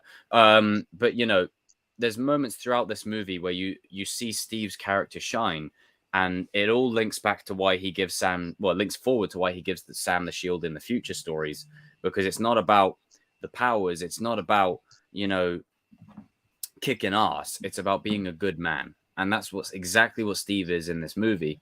And I'd say it gets overlooked, like in terms of phase one is it does get overlooked. Like, people forget phase one is very, very 50-50. But this movie, I did enjoy seeing it the first time. And obviously Winter Soldier made it in more badass, but I do appreciate what this first movie was. And I think, you know, if you're looking for a comic to movie literal adaptation, this movie, is it. You don't get that there's even a shot of, like, a slow-mo shot of him jumping off a tank. Like, you know, and I like the connection between him and Peggy, and then his sacrifice at the end of the film, and the soundtrack that's used, like, in Endgame when he sees Peggy for the first time again. And, you know, it just sets up all of his future stuff. His first interaction with Nick Fury when he wakes up, you know, and he instantly knows, hey, I'm not in the time zone. What the hell's going on here? The Red Skull, very generic, like a lot of phase one and even two villains, which is where phase three really wipes the floor with them. But the Red Skull is like, you are deluded, Captain. It's crazy how good of an impression I can do with that. I might have to watch that. I have to be very careful. Then obviously they get Ross Marquand to replace, is it Hugo Weaving, who played the Red Skull originally? But I do appreciate what this movie is, and I think it's a fun watch. Like, it, you know, it's good. Yeah. Like, it's a good origin story. It does what it needs. It's a good origin story. It was just, for me, like, I tried to give this movie a chance, but I just kept on falling. I always fall asleep to it because I don't know why. Like, I really, truly do not. He kind of does, bro. He kind of does. He does. He does. I saw that. He does. We won't say his name on here because we just no. We keep American government politics out of it, even though we talk about and also because I'm English, I don't care. Yeah, you got the queen, we got the president. It is what it is. Like, what it is. Anyway, like, going back to, but I mean, for what To me, this movie was just like put here just to get the Avenger, the big dog movie out. The first Avenger. I don't care what later MCU says. Cap is the first Avenger. He's the leader. It's literally the name of his movie. Yeah. Mm-hmm. It's like me doing my first Robbie video and then calling it Chosen One, and that's it. When I could call it Chosen One, the First King. I mean, obviously you're the king, but like you know, it's just like it makes the title needs to reflect the nuance of the story. And I think this movie does a great job of that. I do love the connection and dynamic between him and Bucky, and I do like that they don't forget that in later movies. And this movie actually made me interested in Bucky's character. Like before it, I never gave a frog's fat ass about Bucky whatsoever. Like I didn't care. Like I was like, all right, he looks like the dude from Indiana Jones with the little hat. Like I don't care. But in this, I was like, ooh, okay, Bucky, I see you. And then he falls, and then you're like, ah, shoot. And then they gave us that amazing Winter Soldier trailer. Just like when I first saw this movie, like it made me not want to watch Winter Soldier because, like, I said, like, okay, I fell asleep in this one, but you know what? I'll go ahead and watch Winter Soldier. Winter Soldier. Damn. What was that supposed to mean? No, I'm joking. Maybe Deadpool kills them. That'd be a good sort of a fun movie for Deadpool to do. Deadpool kills the MCU. Yeah, I'll do that. I'll take one Deadpool kills the MCU over half the MCU. But no, completely agree. It has a lot of Snorefest moments, but I think what's great about this movie is Chris Evans as well. Especially because by the time this movie came out, we were only like 6 years removed from Human Torch. So this was like his second stab at it. And full credit to him for going ahead with it. Like, if you guys have seen a story about, not wanting to do it because he's a very kind of, he likes to be kind of just do his job, get his money and then go about his life. But with this, he was like, yeah, I'm glad taking it was the best decision I've ever made. So I couldn't see anybody else playing him. No. Anytime I think of Cap, Chris Evans. Chris Evans. Chris Evans. It's Chris. It is Chris Evans as well. Forever him. Like, we're on the flips out. Whoever's got the shield now. It's like the OG will always be like Chris. Chris Evans. Chris Evans owned the role, man. He owned it. It's just like, that was a pretty good speech, right? Like he made Cap better than what Cap is in the comics. Yeah. I would actually agree with that. Yeah. Cap in the comics is a bit. Let's be honest with let's just be 100. Captain America wasn't really the guy. He was like C-list. Yeah. And especially in certain comics. Jesus Christ. Hey, I'm agreeing with you this time.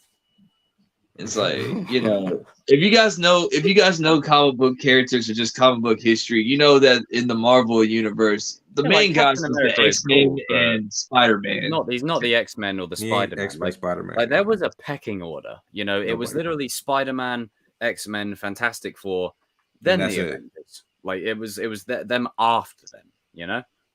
Yeah, Avengers is like this is C team. Come on now, this is C team. Yeah.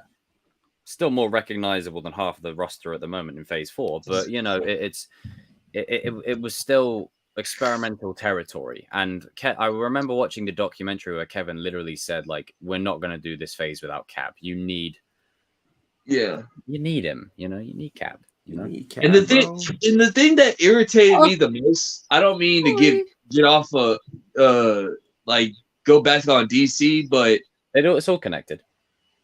We make it a discussion better connected than DC do a universe. How does Captain America outdo Superman? Like, you know what I'm saying? Like when it comes to the, the Boy Scout thing. You know what I'm saying? That's a good point. That's what I'm just saying. It's like you got Superman, the God Boy thing, and then you got God Boy. You got Captain America. It's just a dude with a shield, but he's doing more. I'm still trying to figure it out how they do it. Like, you know what? Writing, bro. It's the writing. At The the end, writing, and on that, in this movie, it may have its boring moments, but the writing is strong. yeah, the writing is strong. I will say that It's a simple movie. It does what it needs to do to keep the Yeah, universes what it needs going to do. and the I love building that. up. Yeah, It does what it needs to do. and I know it was I just love a the setup. ending. It was just a setup for the Avengers. Like, you know, at the end of the movie, And the thing is, even though it set the Avengers up, this movie was still this movie. yeah. Didn't fucking use it just to jump into someone else's movie. That's This another thing that I movie is want the so MCU to crucial stop to his doing. arc. It's so crucial to his arc. The MCU needs to stop doing this with the characters. Like, okay, this character is gonna appear. No, just make it. I mean, put it this way: if Captain America was done, let's say in Phase 7, you know, like Wolverine would have cameoed in there, Deadpool would have definitely been there in some way. Like, they definitely would have done a lot of stuff, but they kept the focus on our boy Steve. Like I understand because like with Marvel, like the comics have had like characters interact with each other and stuff, and that's their own mistake. But like with like Spider-Man per se, like people have said, what if the Human Torch is in the 4th film? No, I don't care. Get him out of there. It's Spider-Man's film. I don't care about that. Like, Don't mean to cut you off, but No, this is where DC does something better than Marvel. I know. Hey, for every messed up clock, it will end up being right at least once and everything. Darius worked out the formula. The thing is, DC, when they make a movie, it's about that character. Not with the MCU anymore. Like, they just don't do it like anymore. They just went away from The name is not reflective, truthfully, of what's in the story. a Superman movie is a Superman movie. A Batman movie is a Batman movie. A Wonder Woman movie was the Wonder Woman movie. There was no like other like hints of other heroes jumping in for the sake of jumping in. Yeah, or there was whatever. Easter eggs and maybe setup, but it was focused. That is one thing that no Marvel fan can ever tell me that they can do better than DC. DC, when it comes to just staying focused on the characters, they got it. That's one thing you could just say DC does better than Marvel, or whatever, in my honest opinion. Like, I agree. And it's good point, Crow was just about to say, is that the MCU is heading to that space. And the thing is, Captain America was released at a time when you actually had time to marinate over what you just watched. Now, regardless whether you liked it or not, that was irrelevant.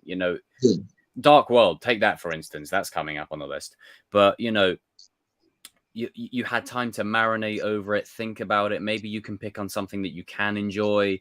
Maybe double down on what you don't like a bit more. Yeah. You don't get time to do that now. So, the better days of the MCU with this movie for me. In a sense. I mean, with this movie, I was saying, like, yeah, it's just a World War II. Like, if I wanted to know about World War II, I could watch a documentary. That's my joke for this movie or whatever. Imperialist propaganda. Yeah. And I was like, okay, it's just World War II all over again. Where's the explosions? World War II with Captain America. That's basically all it is. That's basically what it is. Really, I didn't take it too seriously, and you know what I'm saying? It's just said like it's just out of there that. Was definitely someone in the cinema that was like, "Oh, here we go." I mean, out of the whole entire phase of these movies, like phase one is coming to a close. Captain America, the first Avenger, was just not for me. Not for me. You know what I'm saying? Like it's just out of all of them. I mean, let's be honest. Nobody, all of us like Marvel fans, we don't rewatch the movie. Like, come on. Like I know. King, you don't rewatch it. I don't rewatch it. I've rewatched it like 5 times. A little bit. No, but like you don't rewatch. You don't rewatch. If I'm choosing any MCU thing to rewatch, it's either Civil War, Infinity War, Winter Soldier. It's always that's my thing. Like, I had so much dust on my Blu-ray. Like I had to. Really is the first Avenger, Christ. Damn. Got more dust in him than he's got down, I mean, apparently She-Hulk answered the question. Dude, okay, this is my problem with like channels now. Hold on. On that note, there's a certain channel out there that made a theory video on Who did Captain America sleep with? Who cares? Why? We're really at this point now. We're at this point now. We're at this point now. You know what? I need the Homer Simpson clip to play of nerd. Like, are we serious nerd, right now? But then there's a nerd, like where it's just like, do you touch grass? They literally, they're like, who was it? Who cares? Who cares? Who the fuck? What? I'm telling you, Steve, when he got out of that ice, he was definitely hitting the town. I'm not even gonna. But cap. even then, though, see what I did there? Even if he did it, okay. I'm not even gonna cap. See what I did there? Anyone? No, I'm just saying. Even if he did it, who cares? Like, seriously. Yeah, who gives a frog? It's like, do we need to know Hulk's shoe size? No, I don't need to know. I don't. Who cares? Like, why are we making it? Like, no, I'm sorry. I'm not gonna say the channel's name, but why? It's not necessary. Why are we making theory video like really on who did Captain America? Steve Rogers. How long was he a virgin? It's like, what secret like war? who did like, Cap pipe down? Who the hell cares? Like, who cares? What are we doing here? It's like there's probably someone out there that knows the length of his, like, I wouldn't be shocked. I would not be shocked. There's some fans out there that just need to know every single detail. I'm like, just say you're bored, man, and you ain't got no content to make. Like, I mean, if you're enjoying that kind of stuff, then who am I to take it away from you? But it gets to a point where it's like, give me a Star Wars example. I'm taking it away from you. That's some dumbass shit, right there. I don't need to know bloody. It's the Michael Jordan thing. Reason is that Leia kissed her brother. Like, I don't need to know. It's just Get some help. Jesus Christ. It's the same thing with Spider-Man fans trying to like, oh, what's his MCU origin? Doesn't matter. You read the comics more. Shut up! It's that. It's just that. It's just literally like, we don't need to know his origin anymore. It's my life. Like, what's his MCU origin? You read the comics, didn't you? You dumbass. Fucking that's his origin. You don't need to know his origin in MCU because his origin's in the comics, you morons. It gets to a point where it's like, oh, but we're gonna find out how long he was a virgin. Oh my god! It's like, no, we found out how long you're a virgin. We don't need to know this. We don't need to know. We don't even know. We don't need Sorry. To know. Who cares? Who cares? Is this where we're at in 2022? Bring on 2024. Good lord. Some people, you know what? Some people never left high school, bro. Some people 2024. Good lord. No, some people just never left high school, dog. Like, here we go. It's like, who cares? At the end of the day, what? Do you know what? I actually saw that. Yeah, I saw that one. I saw that one. Yeah, when she talks to him, and I'm like, no, they probably just reused the actress. It's not that deep, man. Not that deep, man. We don't need to know every minutia of detail. And plus, he definitely smashed Peggy. He did. It's just, come on. No, it only gets weird. It only gets weird in Civil War because of, I mean, there's some unaccounted time after that. I'm just saying.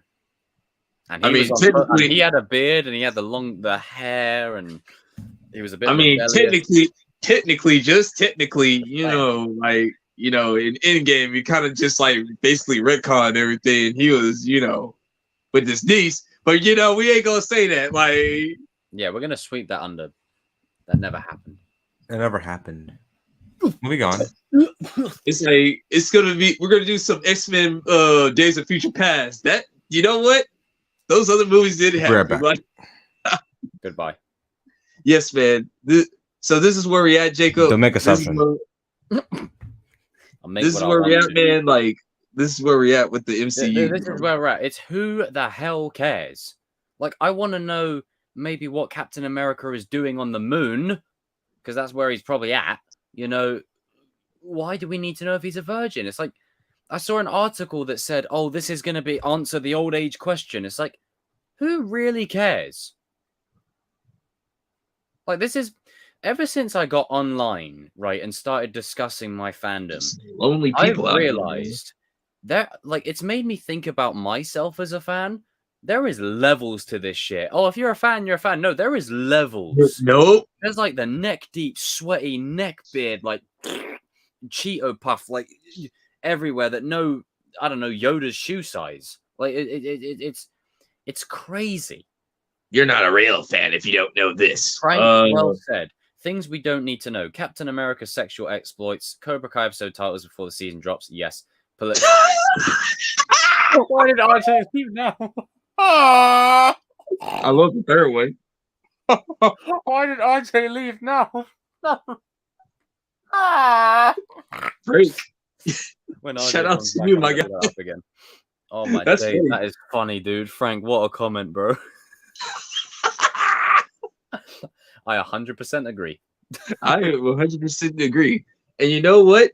I'm even going to say this hot take. I take the new Dragon Ball Super movie over all of the MCU. Phase 4. Oh, let's say Jesus. You didn't need to tell me you're Super Saiyan, man. You didn't need to tell me you're Super Saiyan King. Yeah. Well, I was thinking the other one, but that too. Spoilers. But yeah, nah, it's just strange. It's like we don't need to know if Cap's a virgin. I don't like. It's a funny. Put it this way, it's a funny joke once. Yeah, you're doing it all the time. It's just like, who's sitting there going, it goes into is Jacob. You were talking to me offline about this, and you were saying like it goes to the point of the MCU's getting to the point of you don't care anymore. Like you really don't. You really don't care. I don't care. I don't care. I really like. I had to force myself to finish watching Moon Knight, even though the show was actually all right. I haven't got around to watching She-Hulk. I have no desire to. Like it's. I'll catch it on a boring Wednesday. Like it's just. I'm at a point where I just don't care.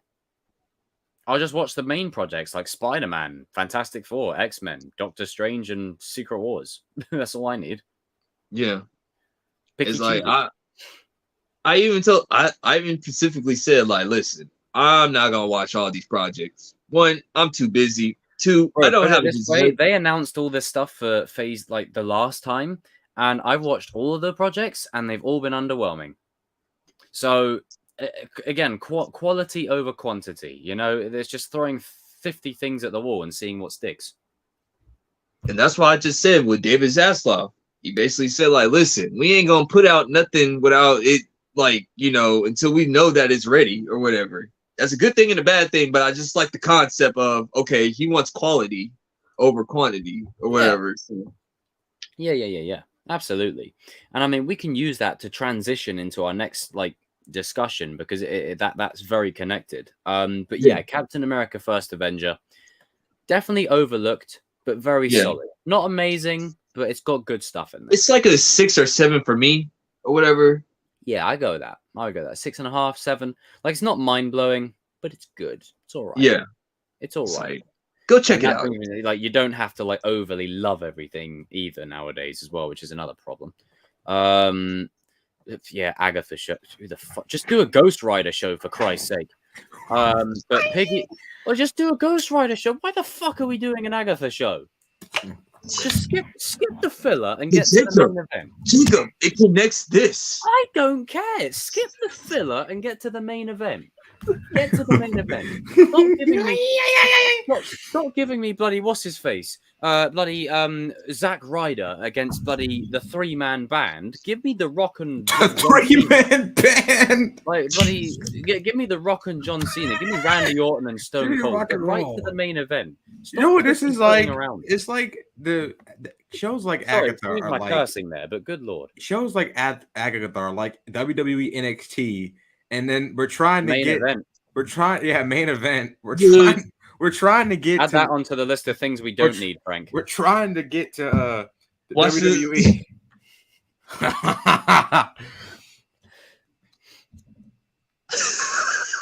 He's not wrong. He's right. He's 100% right. Yeah. No, you know what the Agatha show is going to be? The Agatha show is going to be them bringing back Wanda. That's all it is. That's basically what it is. You already know. Why don't you just give Wanda her own damn show or movie? They already did. And they No, already but, did. no, It's but you all know, the but Strange you, movies. but you know, no, but you know what I mean. Yeah, give Rather her than- her own shit. You know what I mean? Just give her Wanda, her can own you? fraud. Wanda, I swear, I know it's Agatha, and I just ragged on it. Can you stop hijacking everyone's movies, please, and shows? Yeah. Son of a bitch! Like Jesus, You're not giving. You're not that giving. special. Sorry, Wanda stands that go.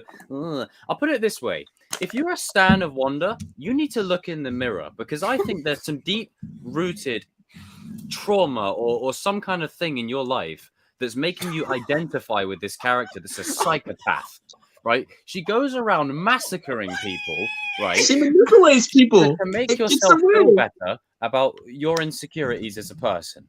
That's She not tried. She tried to not kill healthy, a kid. bro. She tried Sorry, to there's a kill a real kid. sorry, yeah, sorry. There's Sorry, a real yeah. psychological there's a real psychological issue there. It's like me. Look, as much as I love Anakin Skywalker, right? Let's not exclude the fact this guy killed kids. Yeah. Like, he killed kids. He slaughtered and he stabbed Reaver as well. Like he killed kids, you know. Walter and then went White saw tried to Reaver and went, poison the kid just to make a point. specifically Reaver. I'm not going to say it, but he specifically saw Reaver and went. You know, like I was like, Jesus. You know, it's like there's a lot of psychological things that these fans have going on in their heads with. Like basically, Wanda. what we're Weird. saying is, if you like a character, that's fine. But if you're going That's to fine. deep I don't want to lengths, come across as if toxic. you're going to protect deep them. lengths to protect them, like on Twitter, I saw someone today, right, where they were like, "Oh, no, this is a while back." They were like, they were comparing Wanda to Walter White, and I'm like, hold up. First off, both are bad. Both are bad. Both are bad. We get that. Both are bad. Yeah. There is no Yeah. question about it. But if you're trying to defend Wanda That- over Walter, That's like comparing the redemption arc of Darth She Vader kidnapped to a Will Smith's whole Oscar in Shark Tale. She kidnapped a whole entire town against their will. She killed tried half to a kill- billion flipping wizards. And she She- tossed Wong around like a ragdoll. I mean, I don't want to say it, but I mean, she doesn't, you know, I'm not going to say it, but carry it. She tried to kill a kid to save her own kids that ain't even belong to her. What is wrong with people? What is wrong with? Once again, you know what, RJ? These are the same people that love Thanos. They love Darkseid. They love Lord Shishioff and Roni Kenshin, Frieza off of Not a Dragon love Ball that's Z. healthy. And Yeah, the reason exactly. the reason I brought this up in the Marvel Star Wars discussion is And yes, because on your Samantha point, right, LaRusso is people, all-time villain. exactly. Oh god, here we go. People were. No, I'm sorry, man. No, I'm hang on, sorry. I'm It pisses me talking. off. It's- It forget pisses this, me you know, off. Coming. Get Oh, out. shut up. Okay. But I'm talking it. People were comparing Scarlet Witch to Anakin. Now you can compare, but there was someone that said she's so much better. I said, "Are you high? What onions have you been smoking? Are you No, what high? onions have you been smoking? You say she's high. better than Walter White and Anakin Skywalker. You are smoking some strong onions." And Hot this is where take. Marvel and Star Wars, right? This conversation will always frustrate me because every MCU fan and their dog goes, "Marvel did it first. Oh my god!" This will transition into Marvel versus Star Wars. Go ahead, Jacob. The ending battle in Infinity War is from the Phantom Menace. The battle in Endgame is from Attack of the Clones. Is this the next segment, Jacob? Yeah. Go ahead.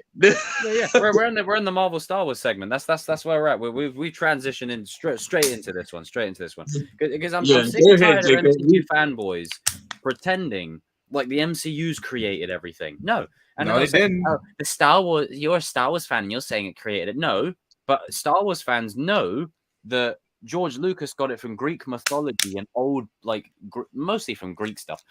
Shout out to Chris, by the way, if you're in the chat. Like Greek battles and history and legacy and all that. And then MCU just basically said, "Oh, that Phantom Menace battle with like Jar Jar and his people, and you know, we can do that with like." Here's the thing. It's like with Marvel, basically what they're doing. We all love Marvel. Except King. No, I'm joking. Marvel? No, I was joking. Civil War. Civil War. What Marvel's doing, yes, it's its own universe, but not really because they're just taking what's happened in the comics and putting it on screen. Star Wars is from scratch. Star Wars is from scratch. Like you got Now, it. we Yeah. had some stinkers in there, like Kenobi, bang average, Book of Boba Fett. Like but- what is Endgame based off of? The Infinity Gauntlet storyline in the comics. Yeah. Pretty much. Infinity War and Endgame are based off the Infinity Gauntlet in the comics. It's not exactly like the comic book because you can't transfer everything. Yeah, to the- because in the comics, Yeah. Gamora, adaptation. in the comics, Nebula kills Thanos, not Iron Man. Yeah. I'm kind of glad they didn't go with that. But I mean, it's also, you know, I mean, I wouldn't have been mad, but I'm kind of glad they went the way they did. But If they it's built the also that Nebula's kind of character, thing they where would. it's so important to remember that Star Wars and Marvel are strong in their own ways. Exactly. And it's this big discussion. Like I've the amount of articles that I've seen, or I'm sure you've seen, where it's just like, you know, 10 reasons why Star Wars is better than Marvel, 10 reasons why Marvel is better than whatever. Now I know it feels like I'm ragging on Marvel a lot here, and I am, and you know, I'm right. But it's because MCU fanboys can't accept the fact that your shit is overrated. Here's Like, it's good. I'm glad but- you said that But you're because pretending it's like this, and Star Wars fans are the same. Like Star Wars Yeah. fans are toxic as hell. Like you can't say anything can't about say Star Wars. you can't say anything good or bad. You You know, can't say anything good or bad. you know, all that crap fucking right up your ass. Like every 2 seconds, I have an opinion about something Star Wars. I'm gonna give him a piece of my mind. Yeah, Toxic. like Right. listen, like with Marvel, okay. This is not even just with Marvel and Star Wars. Stop swearing. You can't criticize or have an opinion on something nowadays unless you either like it or you fucking hate it. And then you get Star Wars fans that hate everything. Chris Chandler, one of the most loveliest guys on YouTube, he gets ridiculed because he said that he's criticized Marvel lately, and he's given fair criticism. But people are coming at him saying, "Oh my god, you're hate." Like, no, Wrong. he's giving fair criticism. Like, why Dude, is it's not good? no. Go ahead. No, I was gonna say this. It's like you have to listen. No one hates Marvel. It's just like you like it so much that when you look back to their other stuff that was legitly good, and you're looking at what we got now, it's Well, like I mean, this is no. why that I wanted to bring this one up is because both fans are as bad as each other. Like you get Star Wars fans that don't like anything. They don't like anything. And then you get Marvel fans that love everything. It's just like the both extremes of fan that are just like, you need to chill out and you're doing too much. Like it's like it's kind of like that thing of where, you know, they both have their flaws, they both have their pros and their cons. But a big problem for me is when you try and say Star Wars was the inspiration for this, and the Russos and whoever have said it themselves, is non-existent in MCU fans' minds. It never happened. It's like, no, Dude, It's you guys objectively gotta true. remember your company was bankrupt. You guys had Well, under nothing. the House of Mouse as well. Anyway, so You guys had nothing at one point. You almost was conquered by Sony. Thank God that like Paramount bought you guys first and everything. Like, mhm. remember this. You Oh, were wow. almost bought by Sony. Do we have to? Agree. Do I have to? You have to repeat yourself right there, like. Star Wars toxic fans seem like they don't like the original trilogy and Marvel fans. Yeah, pretty much. Yeah. Pretty much. And Yeah. like this was all stemming from the like the reason I said to put this on the list is what was it Mark Ruffalo who said it? Yeah, it was Mark Ruffalo. Yeah, That's now, what you you see said. with this, right? Ewan McGregor. Oh, as soon as I Google it, Ewan McGregor's fired back. Okay, and shout out to my boy Ewan McGregor because he said MCU no. McGregor says I don't know what blah blah blah blah blah. Hang on. Yeah, let me see if I can find it. There's a bit of a rivalry going on between the two Disney IPs. Well, Star Wars will always be better. There's no debate there. Sorry. Says, okay, so McGregor was asked if he would go to Marvel. And he says, I don't know that I want to do that because I love doing all different kinds of work. It's true, I love to direct. I'd love to be in the theater again. I definitely want to do this again. You know, I'm in this Star Wars world. I feel like I don't need another. I'm not looking for that anyway. Sorry, Marvel fans, you're not getting what you want. That's the beautiful thing about how passionate Disney Lucasfilm, all of us are who are involved with it from the beginning, is we try really hard not to let anything of the bad just to protect from your experience of seeing it for the first time. So in other words, Star Wars is far from drab and bland. Now, I think there's a bit of a me see if I can go down there somewhere. Yeah, him and Hayden basically said Star Wars is better. Yeah. And let's be real. You know, it's. I mean, come on, like. And here's another thing: I'll people take don't the realize original that. trilogy over every MCU movie. I'm sorry, like it's. Here's the thing: people don't realize, like, it's cinema storytelling all this time, like with the original cinema, trilogy. like. I Like, it's the mean, trilogy. Listen, is the trilogy like the best thing in cinema history? No, not really. Overrated. Yeah. He said, What's that quote that Luke always said in the original trilogy? Like, I'm gonna go to Toshi Station to pick up some power converters. cringe thing, and then making out with his sister in the next one, the holiday special that happened. You know, there is a whole load of, you know, there's a whole load of like all of that stuff in there, you know. So Star Wars has its flaws too, you know. And I think whenever actors say this stuff, I get irritated because it's like, Mark, you didn't need to put Star Wars in that conversation. You could have just kept it on Marvel. What did Mark Ruffalo say, if you don't mind me asking? Like, it wasn't anything bad, but it's that kind of ammunition where it gives the fans, the wrong way. You know, ammunition to start a riot. Let me find an article. It says Mark Ruffalo throws shade at Star Wars while defending the MCU. And Mark Ruffalo definitely has a very interesting way of dealing with himself.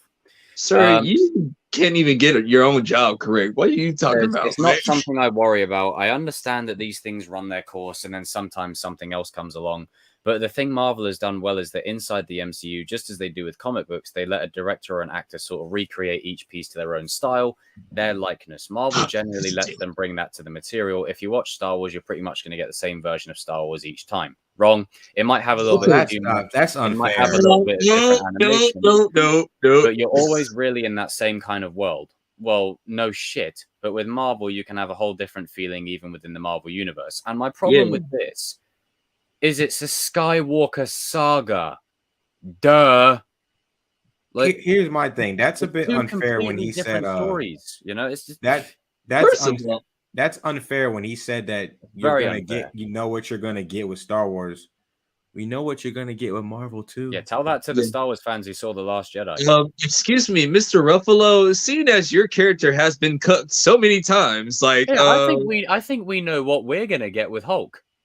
Looks like your cousin is making you look like a little right now and everything. But we already know what we're gonna get with the Hulk. Here's the thing that I want to. Sorry to cut you off, but like this thing I want people to realize about the Marvel and Star Wars. Okay, there are things that Star Wars are better at than Marvel. There are some things that Marvel is better at than Star Wars. Give and take. Marvel works so well because you're taking every fan's dream to like from comic books and putting it on screen. The thing that Star Wars works so well is that it's original and it's like when it first came out, like I didn't have that feeling because I wasn't born then, but like Star Wars is no matter what you feel about the sequel trilogy, all this time. Yeah, no matter what you feel about the sequel trilogy, people that were fans of the original wanted their kids to see a Star Wars movie in theaters. People want that every time there's a new Star Wars project. And we didn't know what to expect with each sequel movie. Exactly. Everybody that wants, like, every time there's a new Star Wars project, parents from like the 80s and 90s want their kids to see that project because Star Wars means so much in their hearts. Now, me, I'm more of a comic book guy. Like Marvel, DC, that means so much in my heart. So, you know, but Star Wars, like, I want like younger kids to see Star Wars too. Like, you know, it's like that's people don't understand. It's basically what I'm getting at is like Marvel has dominated right now, but we're forgetting what Star Wars is, like what it was. Like, let's not oversell it. Star Wars has been here, like Marvel has been here for as long, but Star Wars changed the game completely. Like, and to that note, the thing is, there's enough Star Wars to go around. Just like it's to the point to where like I tell RJ and I tell Jacob this. Like I stopped doing the debates between who's the better Batman or who's the better Spider-Man. There's enough to go around, bro. It's enough to go around. You really should. You can just pick and choose now. You can pick and choose. You got so much variety now. Like yeah, with Star if you're Wars. just an OT fanboy, you've got that. If you're just a George Lucas dude, you've got that. If you want 9 movies, you got that. To me, I'm just 1 through 6. That's all I recognize, and I do like Rogue One, and I like Force Awakens or whatever. But for me, it's just like 1 through 6. I don't really care for any of the Disney projects. They're not for me and everything. And you know what?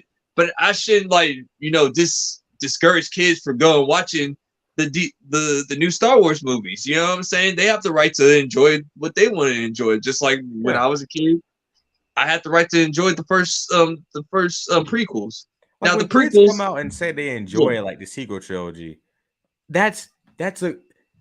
I like that. Like I may not enjoy the sequel trilogy, but I like that because like it's their Star Wars. It's theirs. And you also have to like look at it from the angle that it's 2 completely different types of stories. Like Marvel is a cinematic universe, and yes, Star Wars is in a way, but by and large, the reason why Star Wars, in my opinion, trumps Marvel overall is because it's a linear story. Like it's a story about the Skywalkers, fathers and sons. Obviously, the sequel came along and took a bit of a shit on it, but you know, it's still kind of a linear story. That's why we're so invested in it. It's just that Hamlet factor to it, or whatever. You know what I'm saying? And Marvel, you get variety. You know, you get a Winter Soldier, or you get a Guardians of the Galaxy. You know, and I'm gonna just call out like MCU fans because they can't. You guys didn't start being fans until the movies came out. I've been a fan since the comics, since I was a kid. Before like cartoons.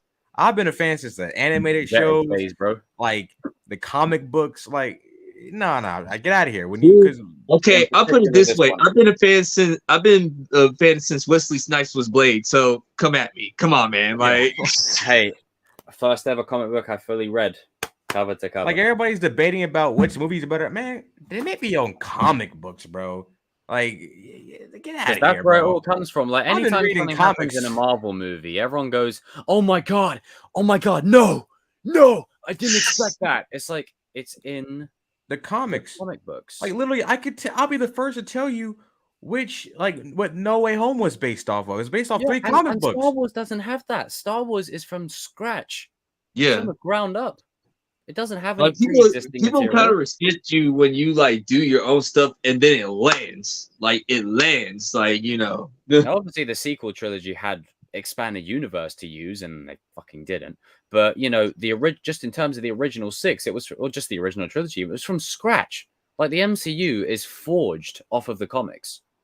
Forged. Like I remember when I was young, my teachers would say, "Oh, RJ doesn't read enough like books, like like chapter books. He just reads comic books." You damn right, I just read comic books. That's what I love. Comic books.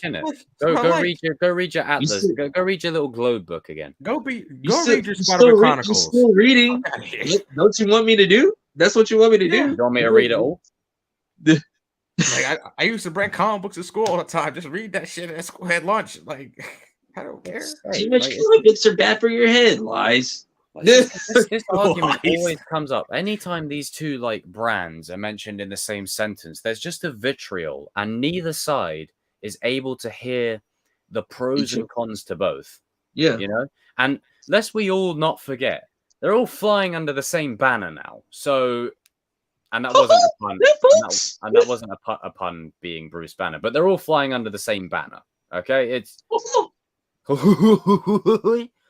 They're flying under the same banner. So really, like, I'm sorry, but like most MCU fans don't know about the comics. This is why you guys hear me say all the time. Most people that say they're Spider-Man fans aren't Spider-Man fans because they haven't read comics books. They haven't.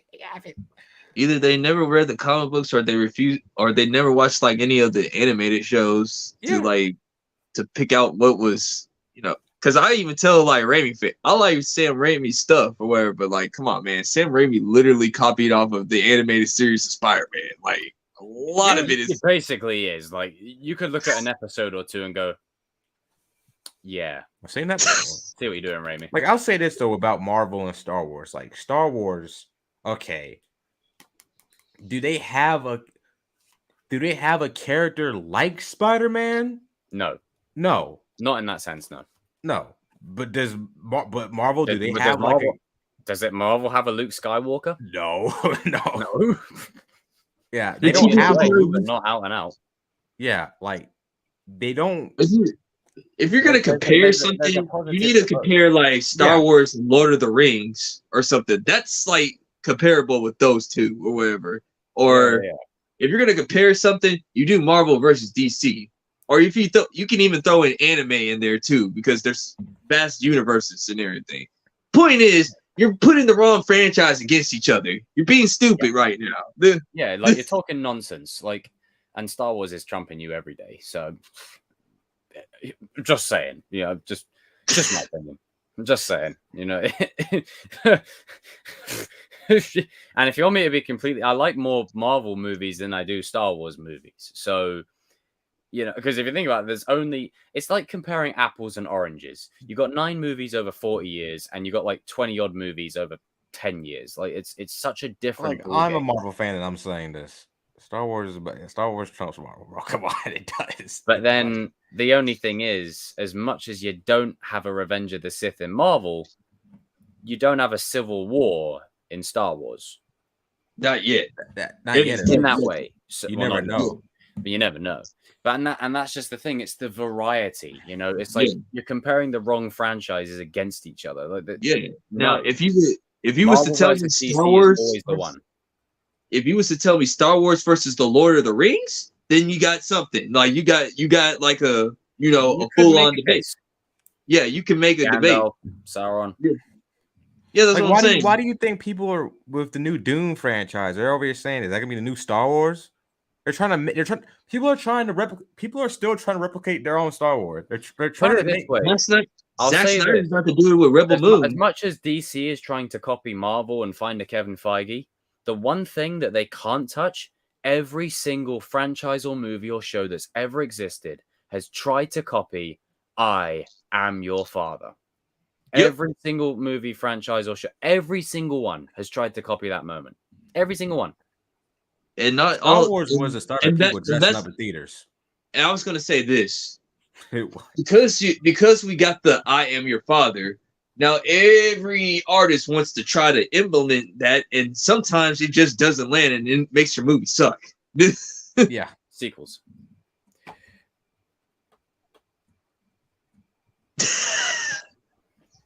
It's great. It's great. It's great. But no, I'm glad that we brought it up because it's definitely something that's kind of come to light. Like, because I gotta be honest, man, these MCU fanboys, man, are really pissing me off, man. They talk so much noise. They're like, oh my god, the MCU is the best thing since sliced bread. I'm like, can you behave? That's almost got bought by Sony. Relax? Like, yes, it's great, but you're acting like I love how King always says that. You will almost get bought by Sony. It's like you don't need to sleep with the MCU every 5 seconds. Like there are other franchises out there that have done things. I'll take the Mandalorian over all the MCU shows, bro. I'm being for real. Yeah, man. I tell you, on that, Mandalorian smacks every MCU show. Every MCU show. It does. Right out the water. Doug, I take Peacemaker over all them MCU shows. But I'll take this over everything though. I'm taking this over everything. No, because the thing is, you want to know why I say that? Because guess what? Peacemaker beat all the MCU shows that year. So I'm not the rat. I wouldn't go that far, but it's hey, that movie holds that movie. It holds a place in your heart. Holds a place in my heart. What, I'm just trolling though, but as a film, it does. As a film, it does. Not a franchise. It's not a franchise. As a film, one and done. Standalone. I'll take it. I rewatch one standalone epic 5-star movie over half the MCU. Shout out to Top Gun Maverick. I've seen all the MCU fanboys losing their shit. Going, "Oh my god, Infinity War's so much better. Suck it." And I love Infinity. I love Infinity War. I love Infinity War, but I'm enjoying this because I love seeing MCU fanboys get pissed off. I love it. I get a kick out of it. When I see MCU go, I love it. I love it. It brings warm feelings to my heart because I'm like, I finally realized that you shit overrated. Jacob, it's like what I was telling you offline. Like, go check out the new Dragon Ball Super movie, bro. Hey, after what you told me earlier on, I am going to the cinema to see that. They're paying. Oh, dude, when you alluded to what I thought you alluded to, that hey, they're paying off something that I've been waiting for since I was a kid. Like that. You don't chat. If you guys, you don't even have to be a Dragon Ball fan. It's just a good movie. Like, you don't have to be a Dragon Ball fan to go watch this. It's just actual good movie and good storytelling. King, will you take one of this Dragon Ball movie over half the MCU? All of Phase 4. He said all of Phase 4. Including some parts of Phase 3. Including No Way Home or... Man, I'm sorry, dude. Hey, hold on now. Watch it now. You're fighting for this. No, I'm joking. But to be fair, I'm gonna have to pick over No Way Home. It's the movie, from what I've heard, it's something that Dragon Ball Z fans have waited for about 20 years. Yes, the new one. Oh, okay. As soon as you alluded that to me, King, I was like, oh yeah, I'm watching it now. I'm watching it now. As soon as you even alluded to what I think you were alluding to, I literally just... Open wide. If you actually like this movie, I will want you to do a video on it, bro. Like, man, I'll do a chosen live on him. I'll dedicate a stream to it. I'll be like, yes, we finally got it. What did it cost? 20 years. 20 years. Listen, like, if anybody in the chat has seen the new Dragon Ball movie, you tweet it. I mean, you like put it out there, man, because this movie was good. Like. Oh, it was. 9 out of 10. I'm saying it. A 9 out of 10. It just popped up on Fandango when I uploaded it, so it must be that good. 9 out of 10. Is it super? It's super.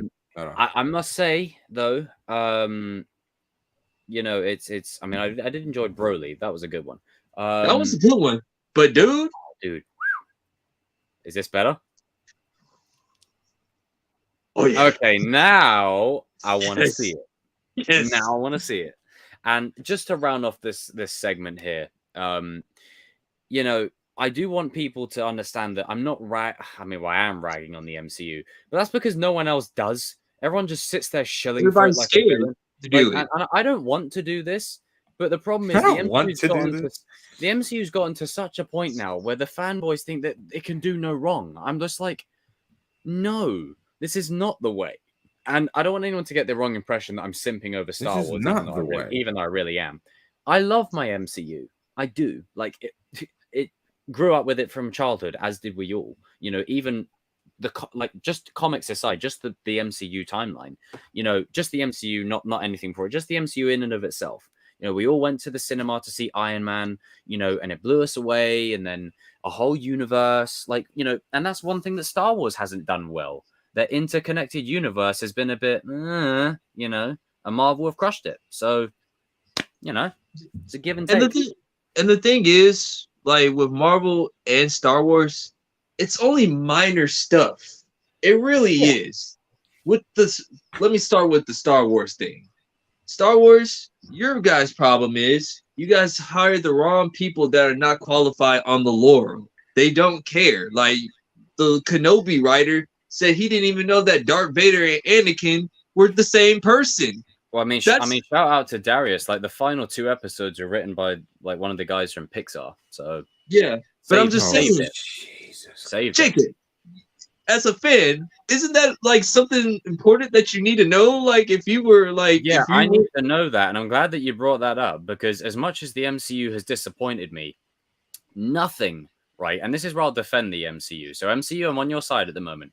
Nothing will disappoint me more than the 20 years I was waiting to see this story unfold, and I got that. I was like, I have been playing this scenario in my head for 20 years of how it can go. And I get, you know, I get Jemima and Friends. Are you joking? And then you put all the juicy stuff in the final 2 episodes. So what the hell was the first 4 episodes? What is true? It's just like, come on, like for 20 years. For 20 years we've been waiting for this. 20 years. And that's what they give us. You have the most important story arc in the whole franchise with 2 of the biggest characters, and you do that. Like episodes 5 and 6. Thank God for episodes 5 and 6 because they saved this. Like aside from the final 10 minutes of episode 3, up till the fire bit, the rest is just, it's not even mid. It's just like we're just watching Obi just shout at Leia, you know? You get the black mom about to whoop your ass in episode 2 and 3. I don't care. Like it's literally what it is. We waited 20 years. But nothing is the worst episode than episode 4. That one was just like, oh, that was awful. Now the MCU hasn't done anything like that, so that's where the MCU I will say. Well, other than She-Hulk, but I'm not watching that. But by and large, the MCU hasn't done that. The MCU, they just need to go back to their first phases 1 through 3 writing and just have some type of like direction on where this thing is going. They need to like give the CGI people some more time. If you give them more time and you give them more and you give what's going on? Yeah, but without exactly out of context, it would be out of pocket. Like it would make it would be out of pocket, but we get what you're saying. But you know exactly what I'm saying. Like it's just and the MCU hasn't done anything like that, so I gotta be fair. Chat. He didn't mean it like people think he is though. No, he didn't mean it like that.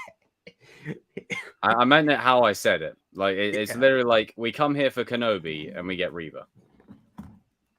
Because in my honest opinion, they disrespect. They didn't do the Reva any. No, good. they CW'd it. They're like, oh, you came for the Flash. Here's Iris. Yeah, like that's what they did.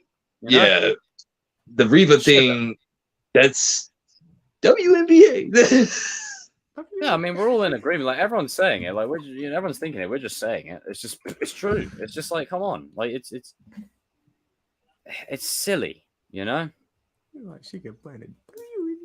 But yeah, no, it's only out of pocket without context. But because we all know our feelings, we all know my thoughts. We know exactly what I meant by that. Well, I know what you meant. Like it's literally people cancel culture will say like, oh, he meant this. Oh no, I don't care. Yeah, can't go right on my head. I'm British. I don't care.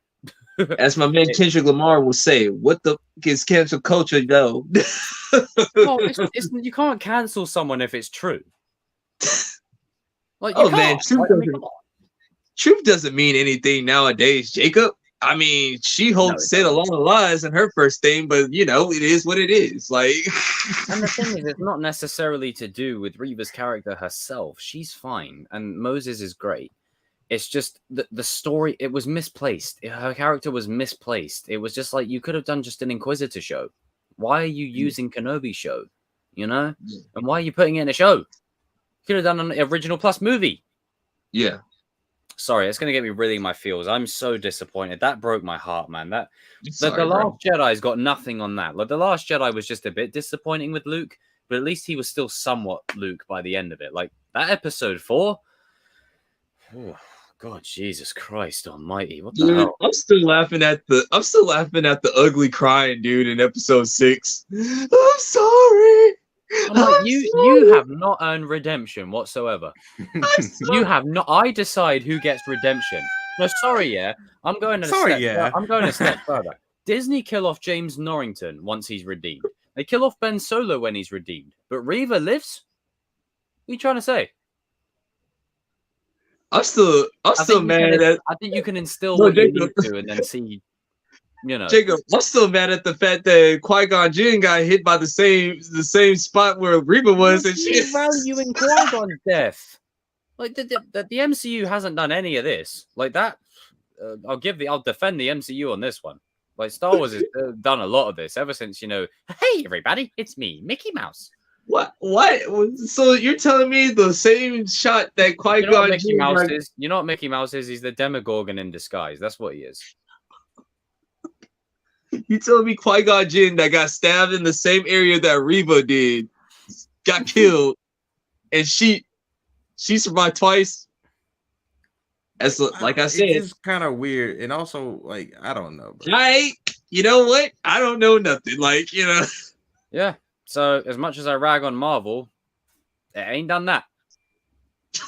I'd rather have generic villains than characters that are butchered. Well, mind you, to be fair, Thor and Hulk are very close. Yeah. Nah, Thor. No, I'm sorry. I don't care what nobody says. The Hulk is dead. R.P. the Hulk. He ain't coming back. No, he's dead. Jesus Christ. And Thor's gone too. So you know what? If you just accept that right now, don't tell me about they're setting up this and that. No, they don't like him. It is what it is. My theory is correct until I see otherwise. It's correct, okay? Like the MCU doesn't like the Thor or the Hulk, but Anyway, yeah. It's mad. It's mad. But this whole like fandom war, it's nuts. Let's transition on to our final topic, something relaxing for the final topic, and then I'm gonna go to sleep, which is Danny Boy. We're gonna talk about this beautiful, beautiful Cobra Kai trailer, and we're gonna talk a little bit of the Karate Kid movie if we still have some more time. If it's cool. God. Let's get the movie out of the way first. So, what do we know about the movie? Isn't it supposed to be a kid from All China? right. Here's the rumored plot.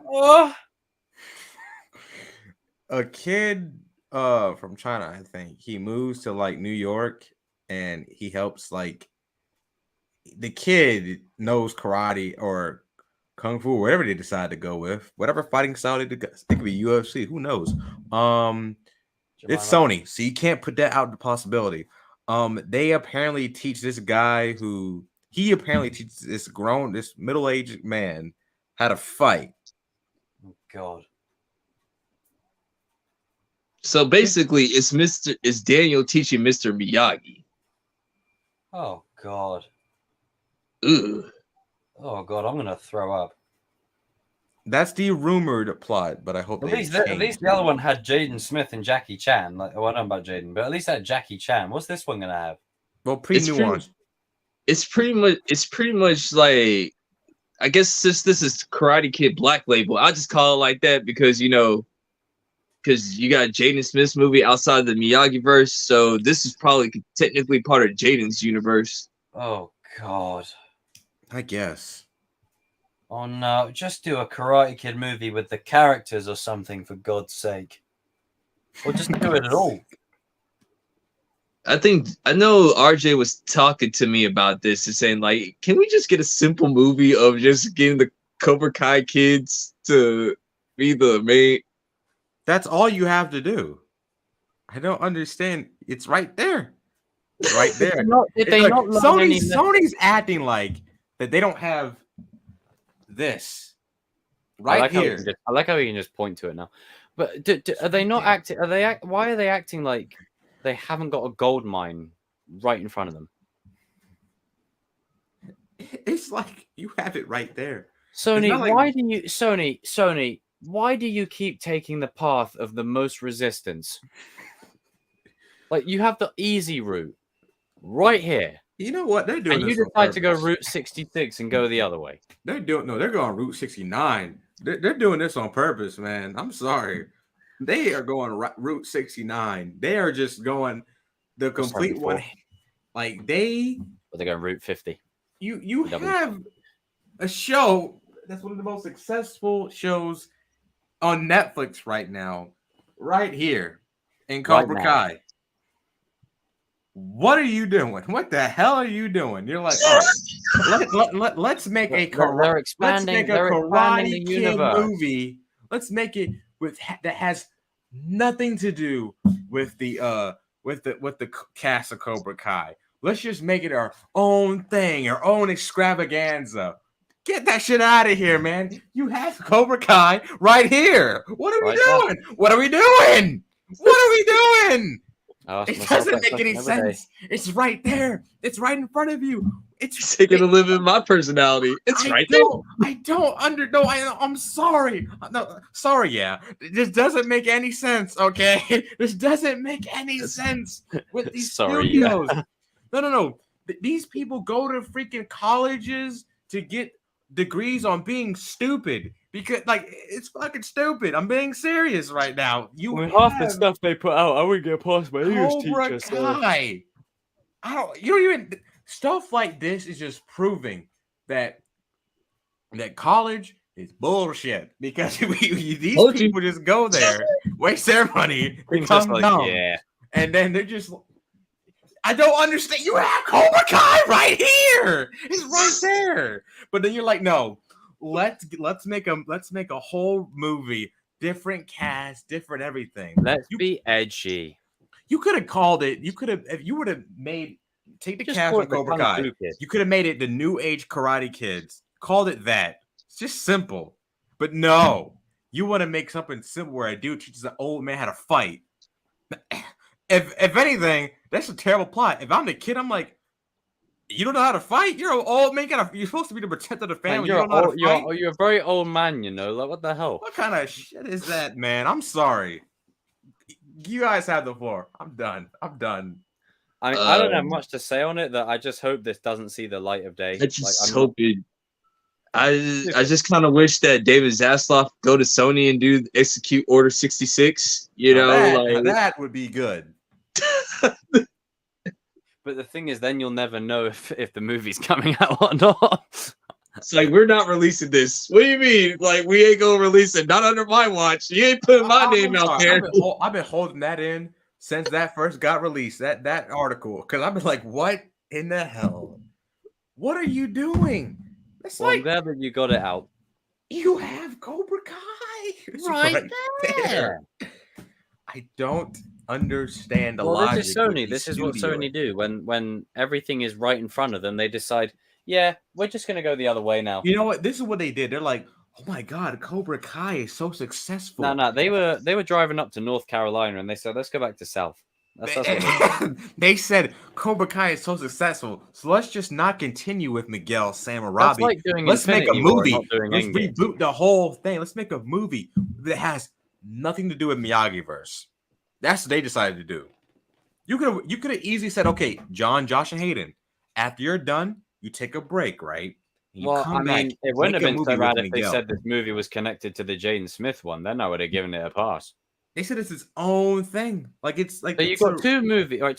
Sorry, yeah, my turn now. So you got two remakes, right, of the original thing that are their own thing that aren't any. So you're just going to keep doing different universes with the same movie? Pretty much. I think that's what they. Sony. I'm going to call you not Noise. Sony backwards. You're like, who's he fighting? Who's he fighting? Is he gonna fight his boss? Is he gonna fight his boss? You won't give me a pay raise. He's like, I've been waiting for this moment. No mercy. You owe me a raise, man. I've been waiting for this for 15 years, Bob. You're gonna give me that raise, okay? Just connect it to the Jaden universe, or don't do it at all. Like, what's the point? I don't like. Even if it was the Jaden universe, it's still fucking stupid. Well, it's still stupid either. It's stupid either way, but at least that way it'd be less stupid. This is another thing with Hollywood. Why does everybody want to take a show and turn it into a movie? It's like, even with the Jaden universe, okay, at least he had Jackie Chan, okay? He had Jackie Chan in there. Who are you going to get to fill... Yeah, that's a good point, actually. It had Jackie Chan. Who are you going to put in this movie? Jet Li? Jet Li is not going to be trying to learn from no little kid. That ain't, I can't. No, I was making a joke. I was thinking Jet Li as well, but like obviously with the context of it, like yeah, that's not happening. You know what? Get old boy that played Leslie Chow to be the guy to get Cheech. Man, put Will Smith in the movie. That's probably gonna happen. Probably gonna happen. And then Nah, don't do Will Smith like that. No, you I'd put rather Chris Rock- no, I'd you rather put- do Leslie Chow, no, man, because at least we gonna laugh. No, you put Chris Rock in this movie and have him fight Will Smith. Chris Rock. All right, let's talk about the trailer. I'm done. Yeah, man. Taylor, I don't have too much to say on it other than that. But I hope it gets. I canned. have no words. I really have no words. I hope it gets thrown in the bloody bin. Let it burn in the archive. And I know I always say things are either a 10 out of 10 or it's trash. In this case, I'm not willing to find out. Just put it in the bin. Hey, you know what? Be like David Zaslav. Nope, not under my watch. Hey, my name is not. They ain't coming out. Okay, not while. Today, I've made some decisions that I have actually been Zaslav material. So I'm not doing too bad. We put it. I went from Kevin Feige to David. I was like, nope, it's not making me. It's not doing me any good. It's not making my money bag any good. We're changing it. You know what? That's gonna be the new thing. That's the new thing. Like, if you don't want nothing to release, we're gonna Zaslav it, man. We're gonna Zaslav it. We're gonna Zaslav it all over the place. The trailer, right on RJ's wall. But yeah, hopefully, I don't know. We'll keep everyone posted on the information for that. We'll definitely get more in the coming weeks. I think this trailer was just not good. If I got to be honest, I just don't care. Like. Wait, you don't care? I just don't care about the trailer, RJ? I'm joking. Well, RJ, no, I need to know, why don't you care? Because I just don't care. I like the date announcement trailer. I like that, but this one right here. I don't want to make assumptions here, but I don't feel like you're being completely truthful here. No, let us go. I actually love the trailer. It felt like a movie trailer. But no, you have to love the trailer. You have to suck it. Like, you have to literally love the trailer to a point where you're like, Shall we go to the trailer? Shall we go to the trailer? Yes. Yeah. I mean, put it this way. I liked the trailer. It did what it needed to do. It got me hyped. And I can't wait for the packages to unfold in season 5. It's going to be good. But we do have some news before we dissect the trailer. Now, for this moment, I will come back to camera because we need to talk about said news that regards to season 6. Now, Danny, refresh my memory. What was it? Season 6? Or was it RJ? No, that was me. Oh, it's not coming out for a while, probably. Basically, that translates to, like, enjoy season 5. Like, enjoy it. Yeah. Enjoy it. You're going to be on rewatch mode a long time. Because we're finally going to get a chance to do something that we haven't done since season 2. And that is let it marinate. But basically, John Hurwitz said that, like, after they film the movie, they have to start writing season 6. They haven't started writing it. So it ain't in pre-production yet. So you're going to be a while. And I'm going to be loving Wow, I'm gonna be loving every minute of this. It's probably gonna happen. I'm gonna love every minute of this. All I just gotta say is to the other sides, hey man, you guys are gonna have to stretch out that content. Like I will say this on air proudly, and I don't care anymore. I'm sick of being treated like a second-rate citizen. You are gonna see a plethora of clickbait the next year or so. Everyone, brace yourselves for the amount of clickbait you're going to see when season 5 is done. Just like prepare yourselves. In other news, we will be talking about other things other than Cobra Kai, or we can make good theories. So yeah, I mean, like, we don't want to make assumptions on that either, but we're good either way. We don't have to go anywhere. So we're good. We're good, baby. That away, because we're always baby, right. Baby. My baby. Bobby B, baby. Uncle Bobby B. Uncle Bobby B. Oh, don't be like that. If I had a rock, I'll bust your head. You say she did. We don't have to be like General Grievous out here, just talking noise. And all that malarkey. But, with that being said, like, we should really enjoy this ride of season 5. And with that being said, let's spend the final 15 minutes talking about the trailer a bit more.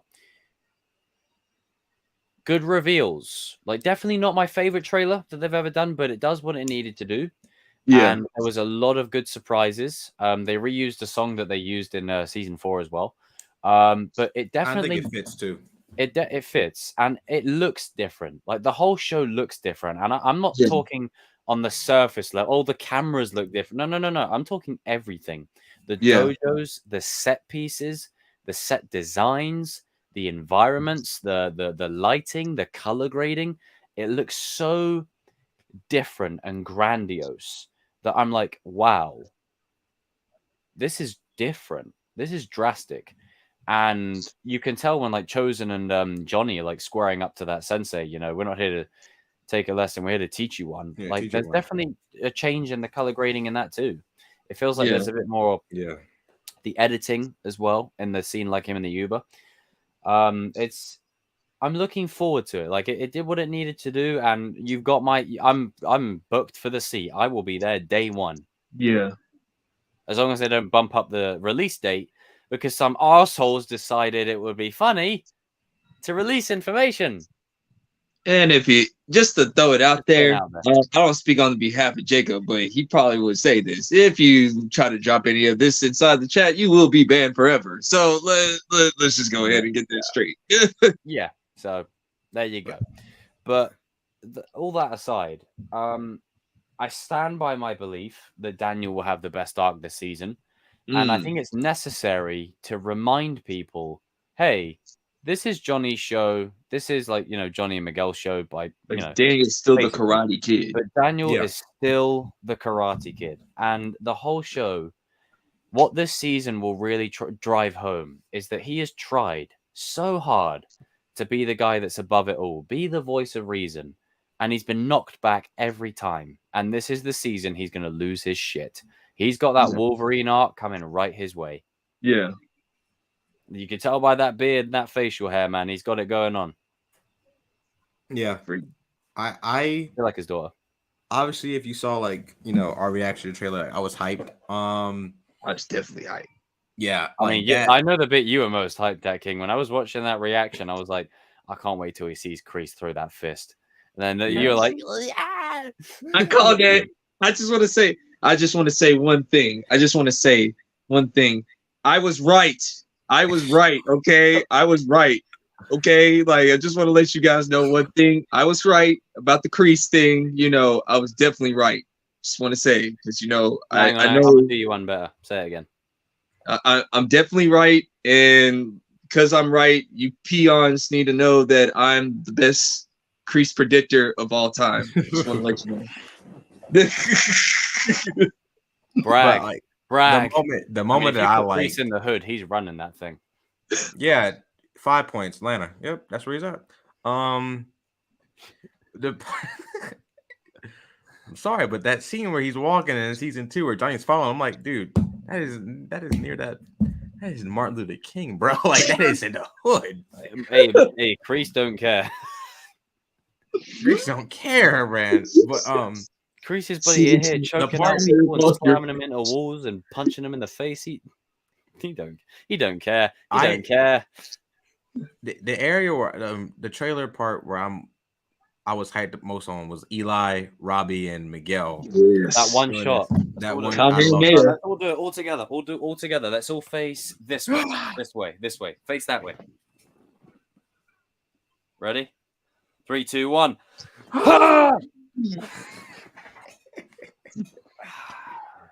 That's it. We're calling them Goku and Vegeta and stuff. It's just King the Goat and the Chosen. Yeah. I love the Johnny and Chosen. I love that where they were like side by side. I was like, yes. I love that. Oh, Jesus Christ. Martin Luther King Jr. But I think Daniel will have the best arc. That was very Daniel. That was a Daniel-centric trailer. Like, yeah. Oh yeah, all over it. I think Daniel's gonna have the best arc. Really emphasize Daniel. I think Daniel's gonna have the best arc, but I'm also thinking that Tori's gonna have the second best arc. Yeah, I'm sorry, but Tori getting her ass kicked by Sister Kill, what up? Do better, like my prediction for like the best arcs are Daniel, Miguel, especially after what John Howard said today about Sholo's performance. Like he said, like it has a really good performance in season 5, and I'm calling it now. I think that him and Ralph might have like get some award consideration because I think the stuff with Didn't Miguel's Billy dad. get one for season 2? Who? Didn't William get one for season 2? I'm not sure, but I think that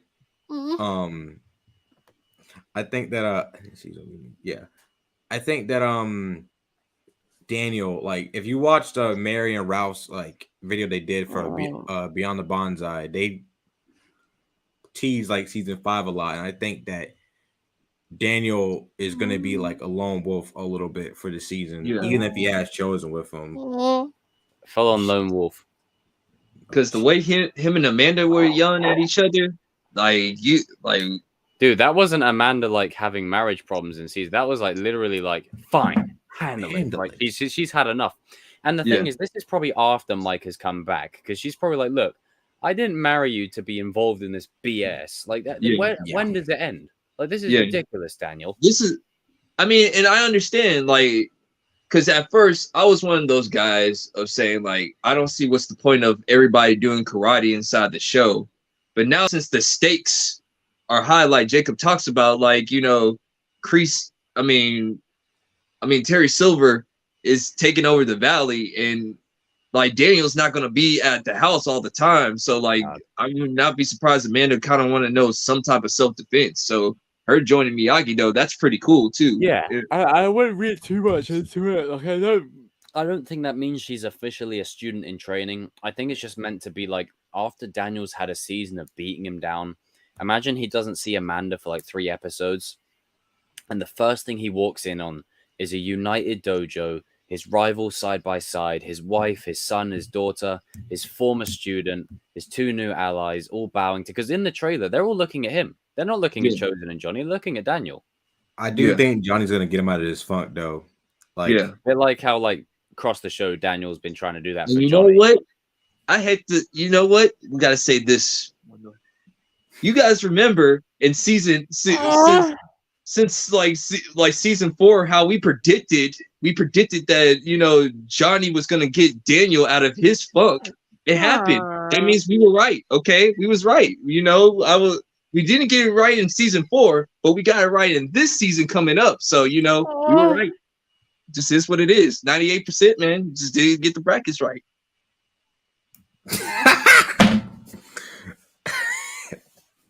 And that's the bottom line. Because Stone Cold said, Jesus Christ. Look, if you're so worried about this son of a bitch, why don't we go down there and kick his ass right now? Just worry about something. Is there any more coffee? Fucking love Johnny, man. But we were right, you know. But it's not about being right; it's about having fun, you know. Because It's at the end of the fun. day, it's all about It's just good business. It's literally it. It's literally it. But it's all. Thank you, Lisa. But yeah, I think it was a great trailer. It did exactly what it needed to. It did exactly. There's a funny one where he goes. I'm gonna pull that one up now. But there is a lot to the season that I think will just pay off everything that the last 4 seasons have set up, and I think it's time. It's time to bring all the chess pieces together. Stop this back and forth stuff. Stop repeating the same character arcs. It is time. I feel bad for the guys that had to go to school the next day because you got to wait all day to watch it.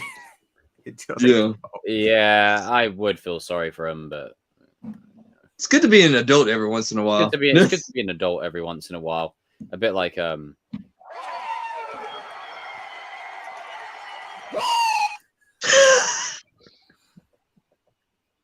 Sorry, it's funny. It's just the way the face and the sound.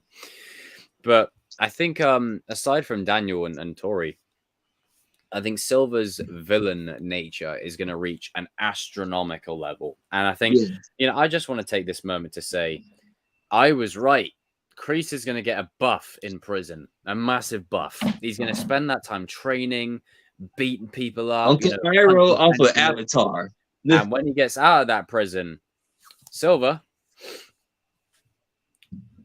he is Cobra Kai. You already know he's gonna say, "Twig, drop him." Drop him. Yeah. Oh, what's up? Hey, Splash. What's up, dude? How are you, brother? Fellow American right here, lads. I've met him years ago. But shout out to you, bro. Hope you're doing well. And he's a military man, so salute. Thank you for your services, sir. keeping us safe. But yeah, it's great. Like I can't believe that, you know, man. Oh, listen.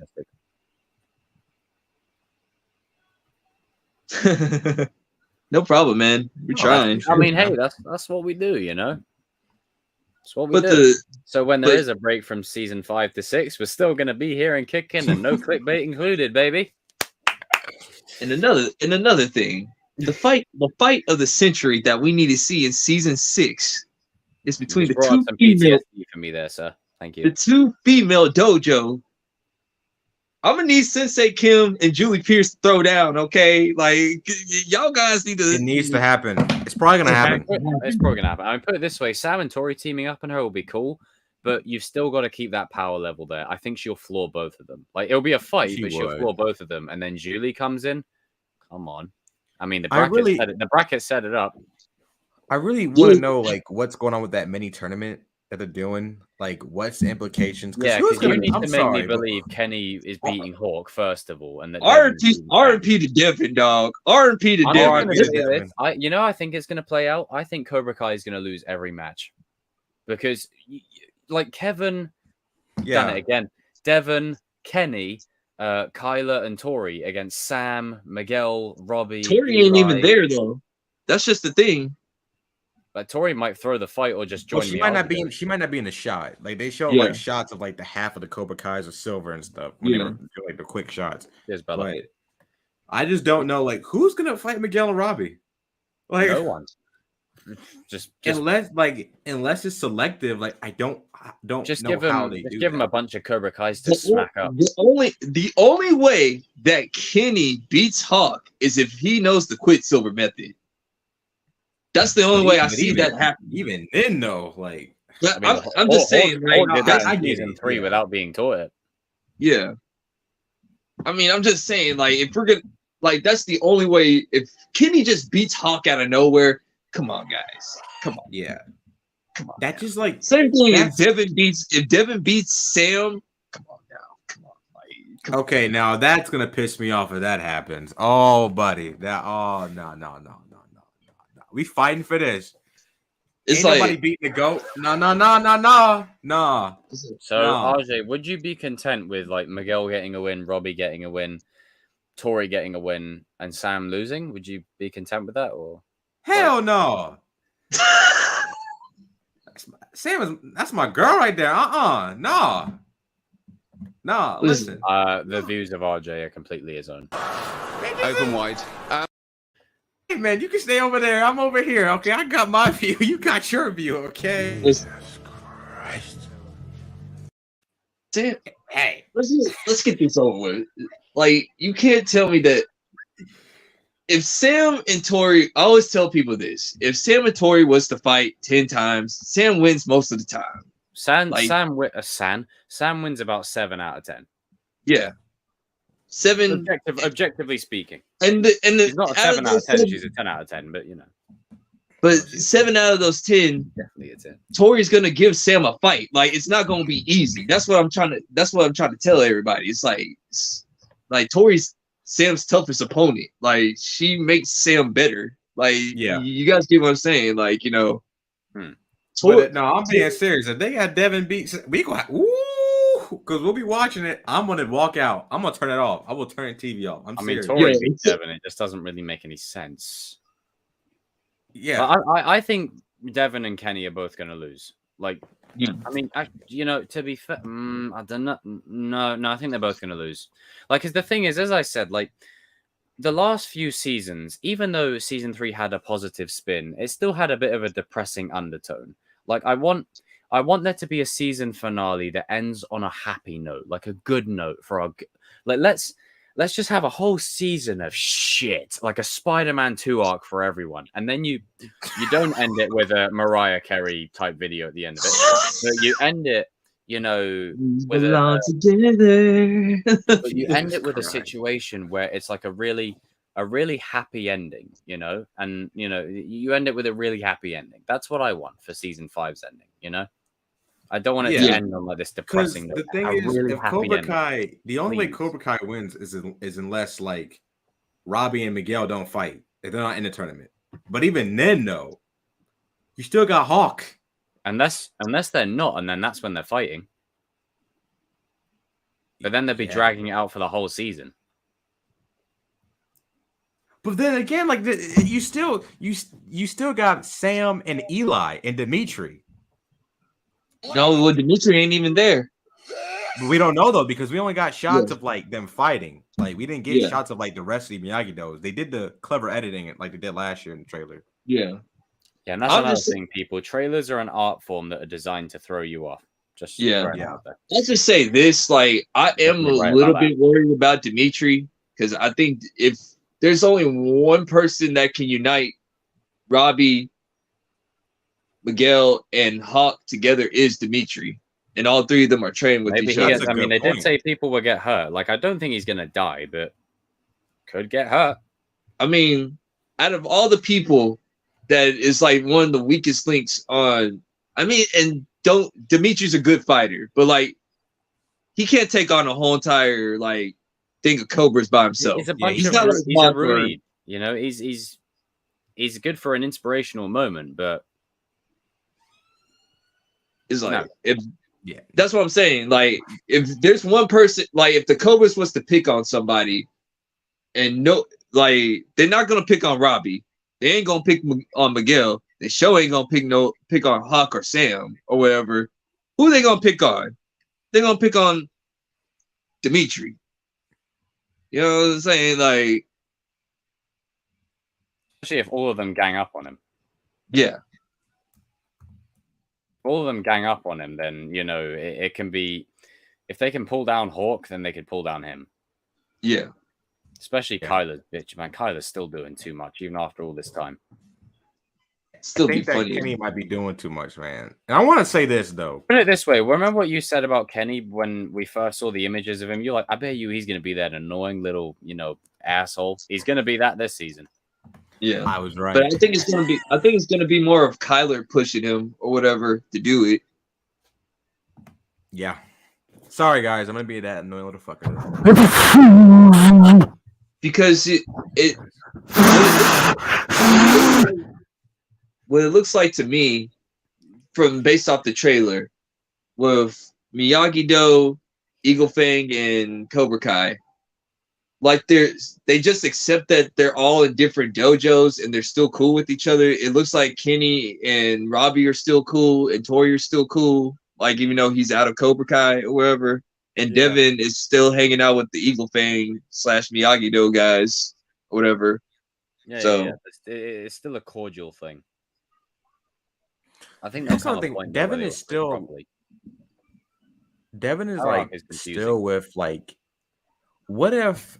Okay, so people have said like since Miyagi-Do's closing, what if Devin like feels like okay, this is like after because she's in the pool, like but they're fighting and stuff. Yeah. What if that's when Johnny properly tells him like I've closed down the dojo? Because he probably didn't tell them before he left. He probably told Daniel, but he didn't tell like the kids of Eagle Fang that I closed it down. True. Well, so, no, that's when she goes. Is this them coming back after Mexico? No, this is after Mexico because the weird thing is Devin is like she's like at the water park, and then next shot she's in Topanga karate. So I'm thinking she joins Topanga because she doesn't want to go to Cobra Kai right away, and then that's when they're buying Topanga, and she's like, "Yeah, well, they're buying them out." Like, well, dang, I really ain't got nowhere else to go. Like, that's what it might be. Like, people like need to slow down. Like, she's not a traitor, okay? I mean, she wants to be. She has no core in the fight. Like, she doesn't know anything. I mean, put it this way: when they go and buy other dojos, what could happen is when they buy out a dojo, they'll say, "Who are your top 5 students?" and then it'll basically, you know, like the Joker in the Dark Knight's like, we're gonna have tryouts. Yeah. Like, it's basically a process of elimination. Like whoever is the best like student from each dojo gets to join Cobra Kai.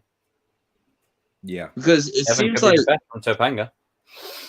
because like I think there's gonna be something bigger from what Terry Silver is basically saying. I want to take my students to the next level.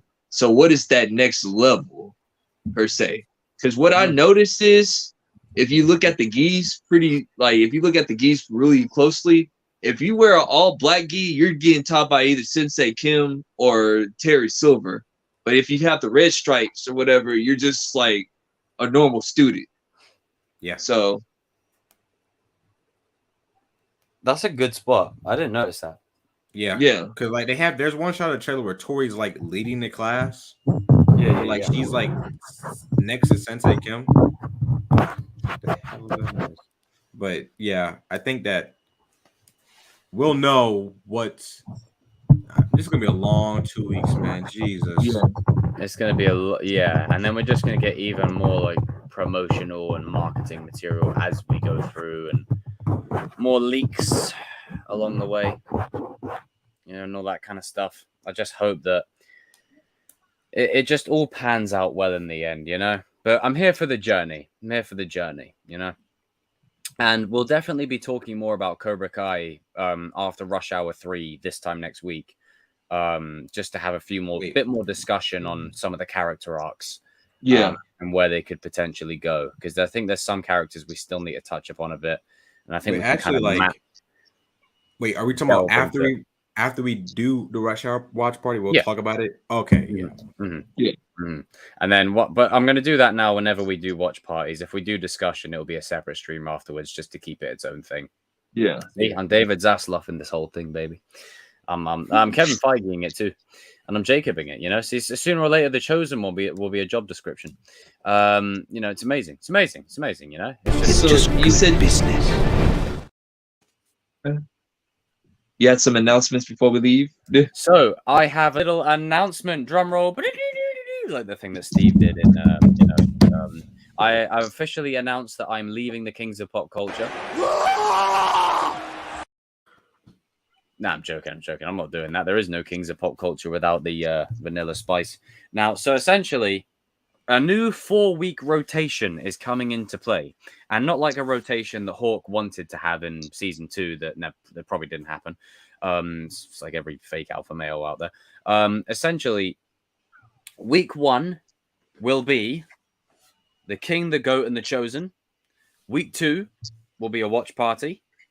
Week 3 will be Kings of Pop Culture. And then week 4 will be a watch party.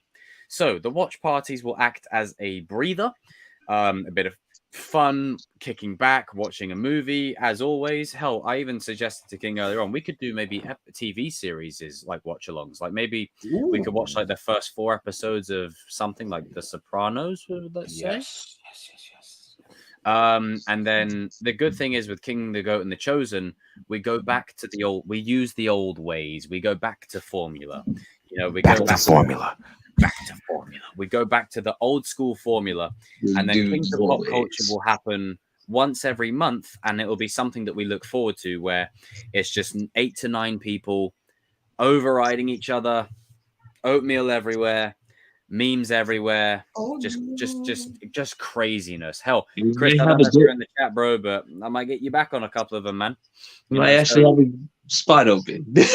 Yeah, and it's correct. We have a spot open. I've done some reshuffling, and we have a spot open, aka I've just, you know, I mean, you two know. But essentially, that's basically what's going to happen now after Cobra Kai has dropped. I think that I will start doing that. So I'm going to wait for Cobra Kai to drop fully.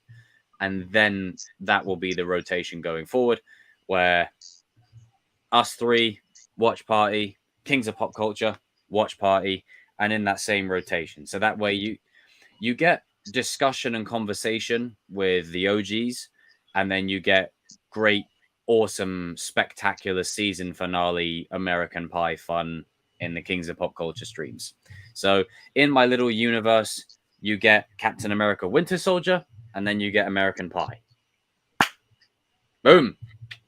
It's like that cinema I go to every time the the cinema, like the screen you're in opens, it goes boom, no phones, no cameras, and all that shit. But yeah, just a little soft announcement, a prelude to the things. Prelude. I will be putting it on the community tab so everybody is aware. Now, does that mean I hate every king and, you know, I don't like guests coming on the chat? No. Yes. Yes, it does mean that. I hate every single one of them. I'm joking. Mostly these guys. That's why I'm getting. And I don't want anyone to think that I'm tapping into my white liberal guilt here by giving. You know, you can instill what you need to, and it's just how most of the Hollywood works, especially the left. And I'm not political, so you can't. You're the right leaning. No, I'm not. I'm sitting up straight. I'm not leaning left. I'm the right. RJ leaning. I'm the goat leaning. I'm politically homeless. And then, you know, it's just because some people, it's nuts. You know, it's nuts. They get so crazy about it all. But essentially, back to the point. Kings of Pop Culture will be once a month now. King, the Goat, and the Chosen will be once a month, and then watch parties in between as a breather. And it's going to be great. It's going to be great. This is the real phase 2 now, and that oatmeal fun was the end credit scene, setting up phase 2's journey. So when Kings of Pop Culture does happen every month, it is going to be madness. And I won't need to care. And I'm just going to be like, hey, go wild. Do whatever. All it takes is a little push. And I thought my jokes were bad. It's just like that thing of like, it's just like, why are you wearing his clothing? Good Lord.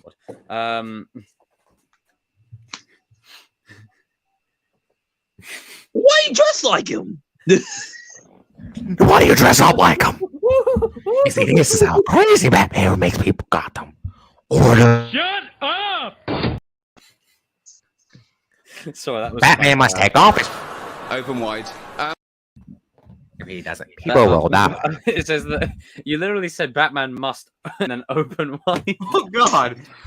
Oh God. Somebody's gonna clip that now. You're a fraud, Spider-Man! Oh Jesus. But You're a fraud, Spider-Man. We've got good potential going forward. And yeah, it's going to be awesome. So after Rush Hour 3, this time next week, we'll be discussing the Cobra Kai trailer some more, going in depth with it, touching upon a few things that we've missed, and just speculating a little bit more, you know, having a bit of fun. And I think the poster comes out this week too. Yeah, so we'll probably get. It's got to come out this week, yeah, because the week after the show actually drops. So. The week after next, Cobra Kai, baby. Cobra Kai's here, man. Season 5. It's almost here, people. It's almost here. Almost here. It's so close. It's just like, I can't believe how close we are to it. You know, it's just it's like just around the corner. You know, Season 5. Close. Oh no! It's great. It's gonna be great. It's going to be great. But everyone, raise a toast in the chat for our sensei. Assembling that badass list again, as always. Go Danny Watkins. Go watch Dragon Ball Super. I highly recommend it. 9 out of 10. I'm serious. Go watch it. I'm serious. 9 out of 10. We got a 9 out of 10 in the building. And I don't mean this guy right here, because he is GOAT.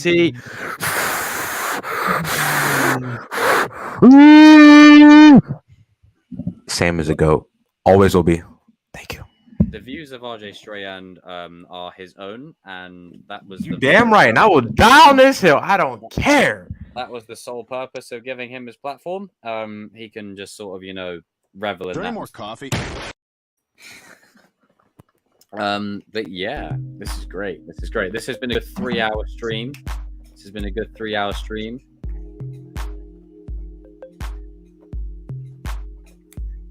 Now, ladies and gentlemen, I want to thank you all for tuning in tonight. Cool Game Boy, Lisa Barrett, All Valley. Remember, everyone, go check out the All Valley on Instagram and on YouTube. We're going to bring it right back to the start of the stream.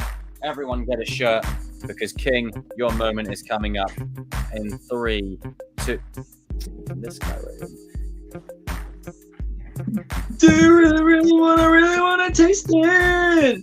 And we're about to be out. This is what we need Miguel, Eli, and Robbie doing in season 3. Not the yes. We need the. Do you really want to taste it? Thank you, everybody in the chat. We will see you this time next week or throughout the week, depending on who I have on. And let's play, StreamYard's version of Quiver.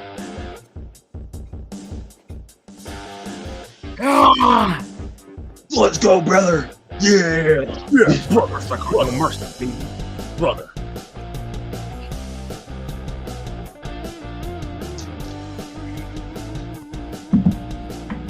And now it's gone on too long. Make sure you tune in next week as we do Rush Hour 3 and some more Cobra Kai discussion. Until then, Predictions. A bit of Patriots. Get that off there. Get it out of here. They put it back. Get it. That is Aaron, get Aaron Hernandez out of here. There you go. No. I'm serious. Get him out of there. No. Get him out of there. He's actually a murderer. Get him out of here. Shout out to Evan. What's the matter? You know. Sorry, cool, the music combined with your face expression is golden. It's getting closer. And in 3.